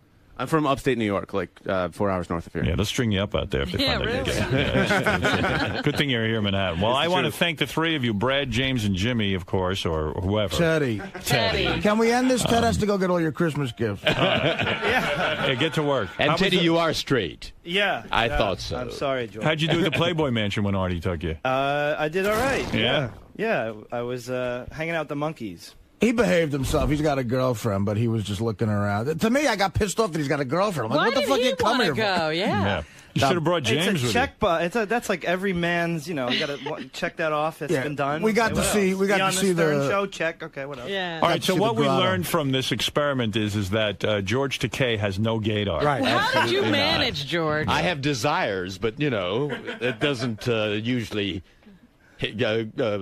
It's not fulfilled. Let's see if he can pick out an Asian guy. Thank you, guys. All right, those are the boys, and there you have it. Gay or not gay? The new hit game show with George Takei. Well, that's another reason why I didn't come out very young. I wasn't too good at picking them out. Wow, didn't know that. You weren't. That would have been great if we just all agreed that Ted was the gay guy and just never said that. I would believe that you could have a gay assistant. Yeah, I don't give a shit. Yeah, I don't care. yeah, I think you're that kind of guy. Hey, George, maybe you're straight. You can't even pick out. Well, I had been too. Yeah. Well, if no, doing you it were with a gay woman pretending to be straight. is a definition of straight. Well, but I was always me. Well, I got to tell you something. What an exciting morning. Finding out that George Takei has no gaydars. No gaydar. None. Absolutely none. I mean, that first one. That was like, oh. You fooled him. Hey, I did. Hang tight for a second, here, guy. You fooled him, man. I did. I fooled him. Did How's you? that? Now, Do you think it had more to do with that he wanted Brad? I think so. Yeah. I mean, Brad. I mean, he's like. No, he wanted me. He said there's desire. No, I don't think you're he didn't want you at all. To you. Teddy, No, it's I gonna mean, be okay. No, trust me. He But wanted me. no, I did my Totally best. guessed him. I mean, come on. I did my best to metro Look it up at him, as yeah. much as I. This is taking your shirt off. This is your daily wear. This is his daily wear. He wears this shit every He does. single day. Because that's why I'm walking around the hallways and I'm like, You really oh my should've. God, every day. You should have just I stripped just want to down. lick that shit constantly. Anyway, he wanted me, and No, not gay. because he kept calling. A lot of the guys in the studio kept calling Brad like a handsome gay boy, and I mean, that's the thing. Was it flattering at least for you, Brad? I'm just flattered that he called me a boy. I've never seen him with a woman to this day, and I've known him for He's got a lot over of stories. No, I'll say I'm pretty flattered that he called me a boy, being that I'm damn near 30. So yeah, I'll take that. I'll take that any day. All right, I got work to do, so I mean, this is my job, so I got to run. What, you have to go get Artie coffee? No, I got work. James, are you going to take George up on the offer that he could hook you up with? Hey, I'll keep my options open. I'm not gonna say no. Maybe if something be his comes wingman along. for a little chorus line or something? Certainly not. Not your, I don't really Why dig not? the theater and all that. No. That's just a stereotype? It's very much a stereotype. I can't stand it. Was it at least cool coming down here and playing the game? Oh and God, meeting hell Howard? yeah! I mean, being on Howard, you can't beat it. I've never been on Howard, and it's just an awesome experience. Cool. Well, good job. You fooled Takei. So. George. Yes. Howard said your gaydar is, so to speak, is way off. It is way off because it's overpowered by lust. I happen to choose the ones that were the hunkiest looking, the ones that I wanted to have sex with. Like you said, since your desire. Exactly. Since, I don't have my Sundays with Brad anymore.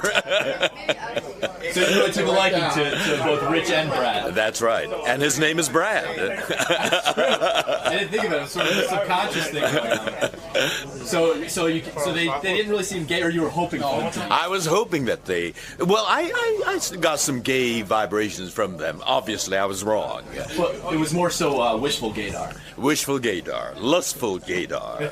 Yeah. Well, did you have fun playing the game nonetheless? Oh, I did, yeah. I mean, this was the first time I got aroused. Well, you can have nude women bouncing around, and yeah, they're beautiful, but it's an aesthetic appreciation. This time, they had their clothes on, but indeed, the hormones were working overtime. Wow, that's the side of George. I like it. Well, thanks, George. Thank you very much.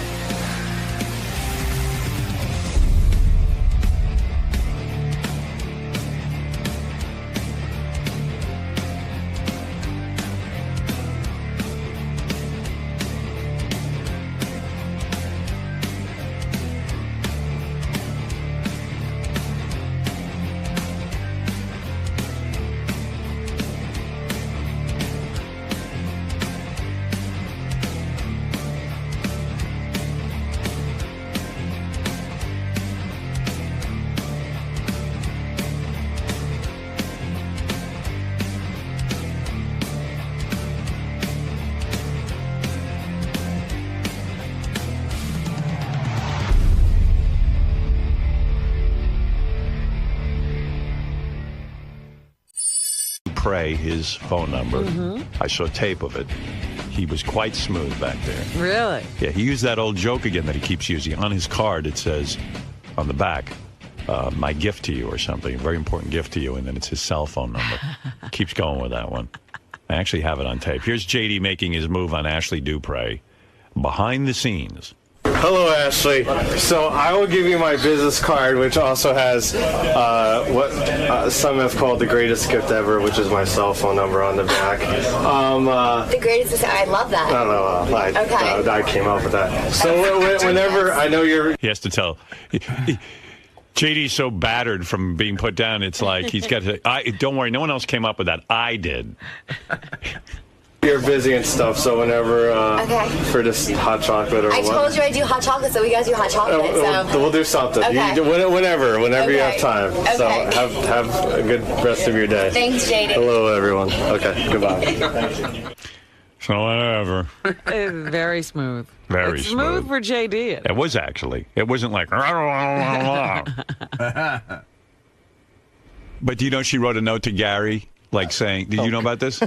No, I don't know. She called me last night. What'd she say?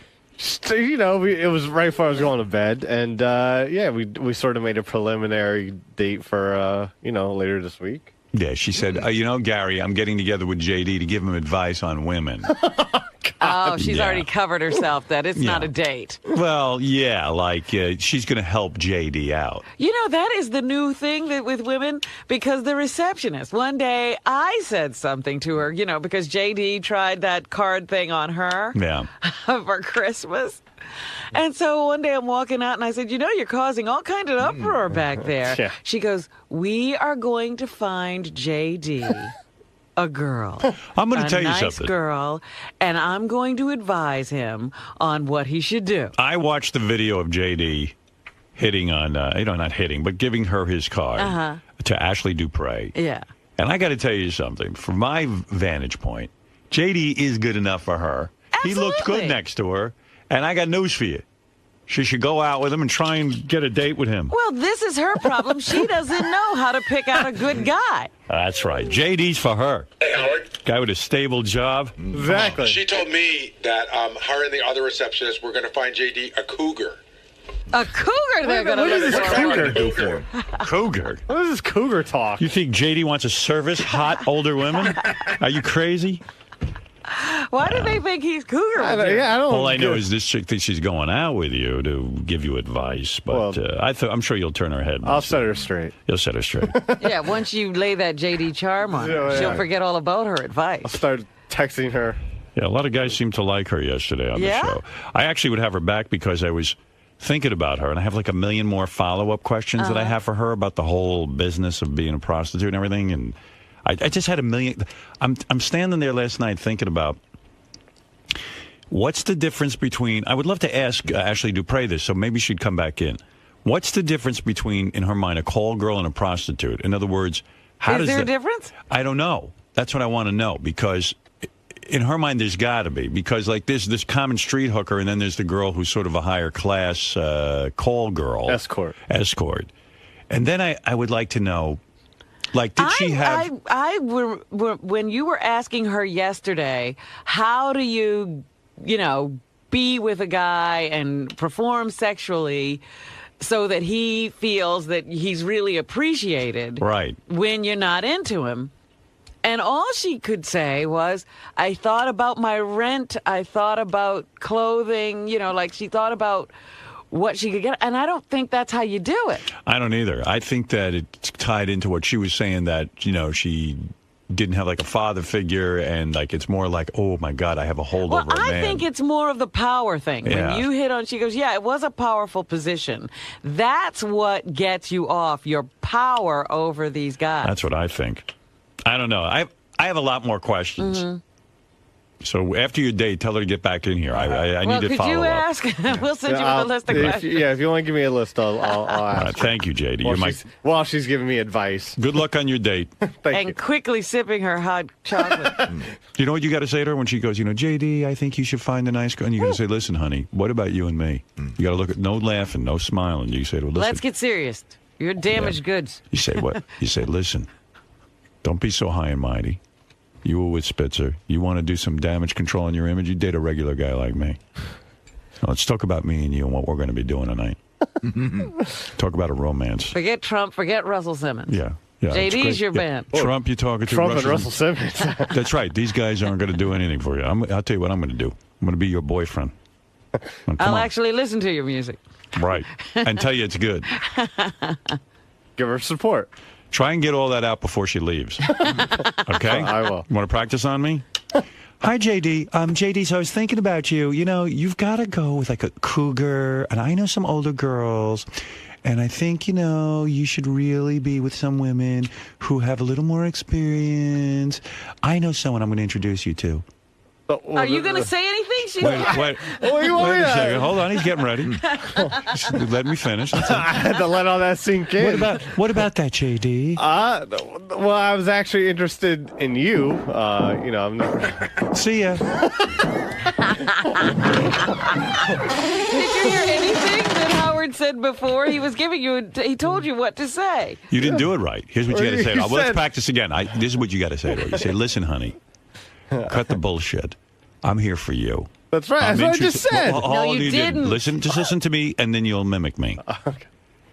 Listen, I'm into you. I like the way you look. I like your whole attitude. I don't care that you're past. I'm into you. You understand? I'm not Trump. I'm not these other guys who are just going to give you lip service. I want to be your boyfriend. I want to go out with you. I want to make some magic here. All right, that's the attitude. Okay. All right, you do it in your own way. All right, here I go. Oh, hi, JD. Thanks for meeting me for hot chocolate. You know, by the way, when I was on the show, it was really nice meeting you. And I was thinking about you that you really need to find a cougar, like an older girl or something like that. I know some girls I'll introduce you to. Oh, listen. What? Oh, I like this new. Oh, I guess I'm walking out. I'm still here. Bye. I'm still here. That was that Fred. I'm still here. You're being nice.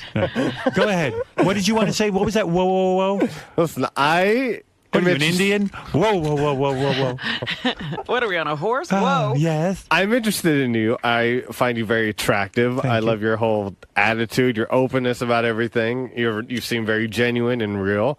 And I would like to get to know you more and see where this leads, if it leads anywhere. All right, Fred, now play the footsteps.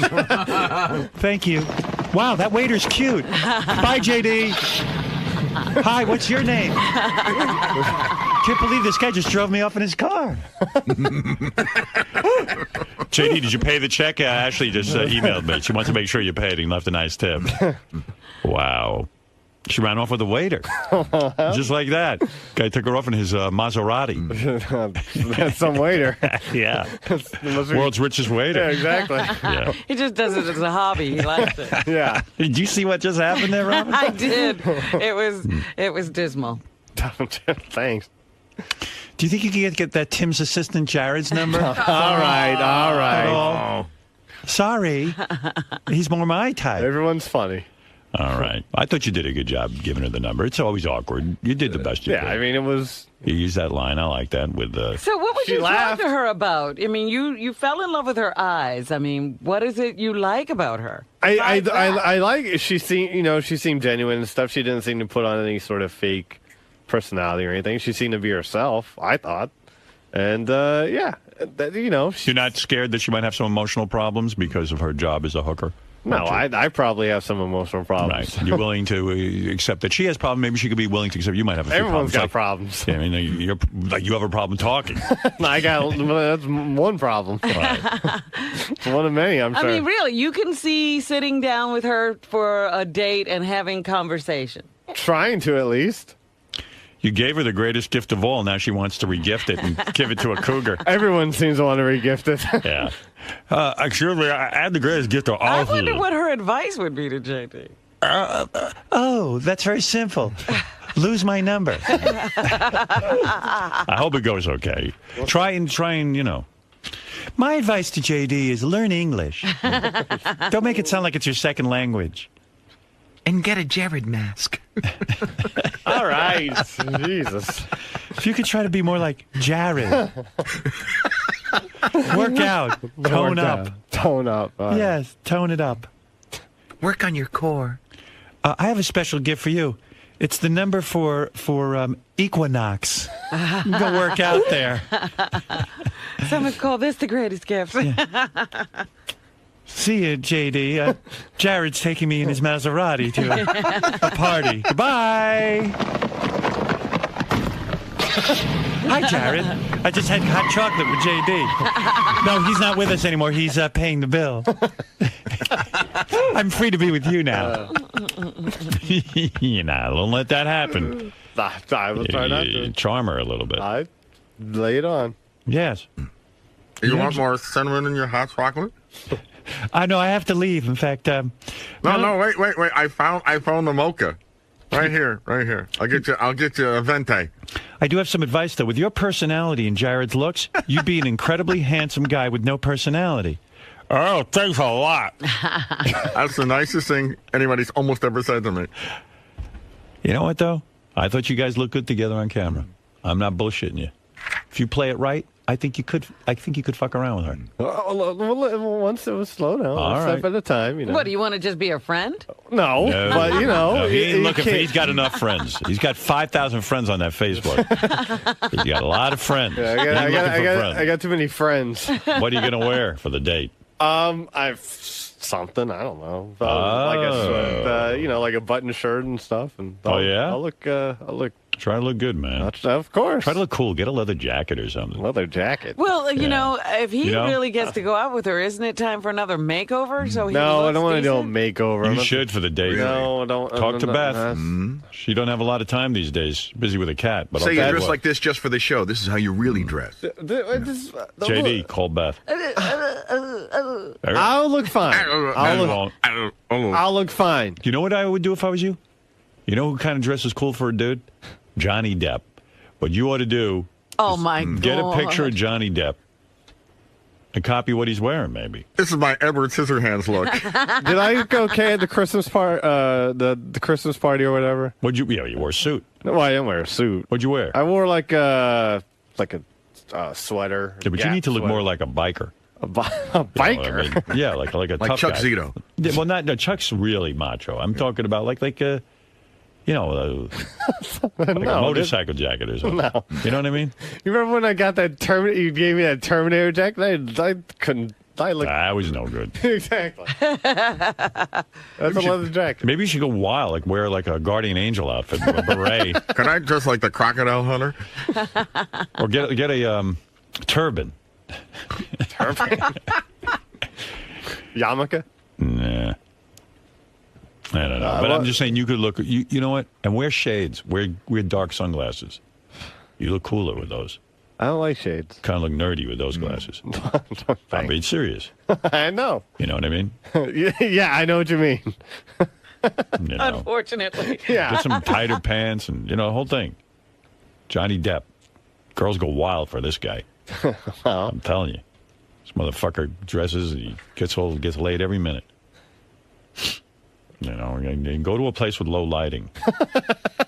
Never go to a bright area.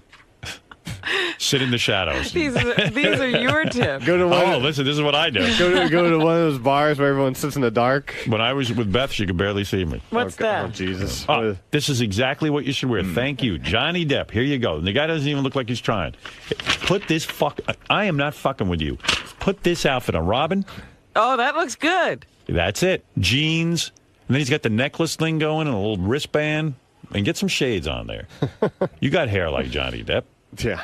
You do. Okay. Stop fucking putting yourself down. I'm not. I just don't think it's hair like Come Johnny here and Depp. take this picture and go get this outfit. Yeah, just mimic that. You walk in like this Ashley Dupre will be yours. You got no goddamn confidence. Sick of you being without a girlfriend. What if she doesn't like Johnny Depp? What if she's she's going to like you in that outfit. That's how you need to look.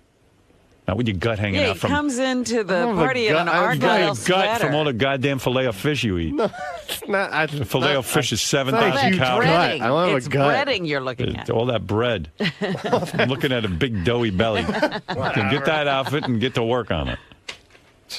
Amp yourself up with a bunch of those pills you're taking. And be That's happy. where you grin a lot. Yeah. But don't grin too much. Yeah, I know that. You'd be like a mongoloid. I'll look like the Joker. The Joker. The Joker. I'm serious. You see that outfit is good, right? You understand? I mean, for him. No, for you. Whatever.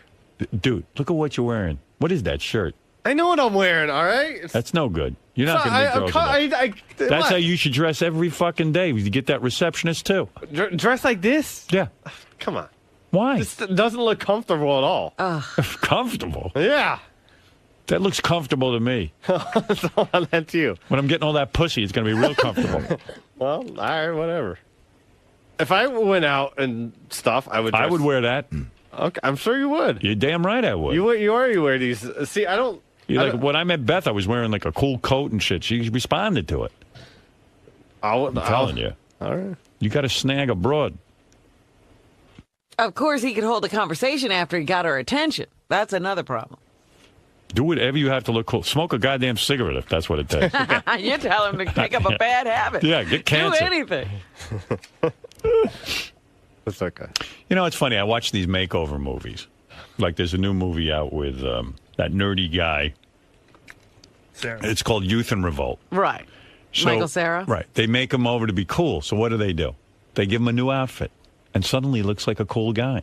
That's the only difference. He stands up taller. It's He just, stands up he straight. gets more confident. He gets confident, and they give him some cool clothes, and suddenly Michael Cera is like a cool-looking guy. Hey, you could do it in the snap of a moment. I mean, just get it together. All right. Get in there and get that girl. I'm trying. All right. I'm trying to help. That's I all. know. Thank you. I don't even know why I care. Cares if you get laid, but I do. Thanks. All right. Well, we're friends, sort of. Yeah, we sure as hell are. Every time. Every time. Yes? I'm coming with you on your date, man. You're off. Ronnie, give JD some advice. Are you my Cyrano de Bergerac? No, I'm going to be like your wingman, like I was with Ganji, you know? Okay. Give him some advice, Ronnie. He's got to play it cool with her, man. That's what I'm trying to do. She's a nice girl, you know, but, you know, he's got to play it really cool with her. And, you know, be real confident. You got to be real confident with her. Does he need a makeover? No. He's good how he is? No, he could, you know, dress up a little bit and, you know, take a shower, wash his hair. You know, I do that. That kind of stuff. No, I'm just saying, you know. What about cologne? Oh, you want to borrow a little Mambo? I'll bring it in for you tomorrow. Well, no, there's a bottle here. Okay. So spray some on before you leave, all right? All right. I'm telling you, it'll work. Okay. And when you go over, when you first meet her, you know, to have the hot chocolate, go over and give her a nice hug. You know, like one of these deals, you know? So she smells your neck. Okay. That'll seal the deal. And she'll go, I guarantee she'll go, boy, you smell really good. What is that? I'll say Mambo. There you go. I'm telling you. You nervous, man? What? You nervous? A little bit, yeah. How'd the conversation go last? He's not nervous. No, I'm not nervous. No, he's not nervous. No, you're not nervous. No, I'm not nervous. Okay. All right, man. Good luck. Maybe I'll somehow work my charm on her somehow. I don't know. Whatever. Good luck, man.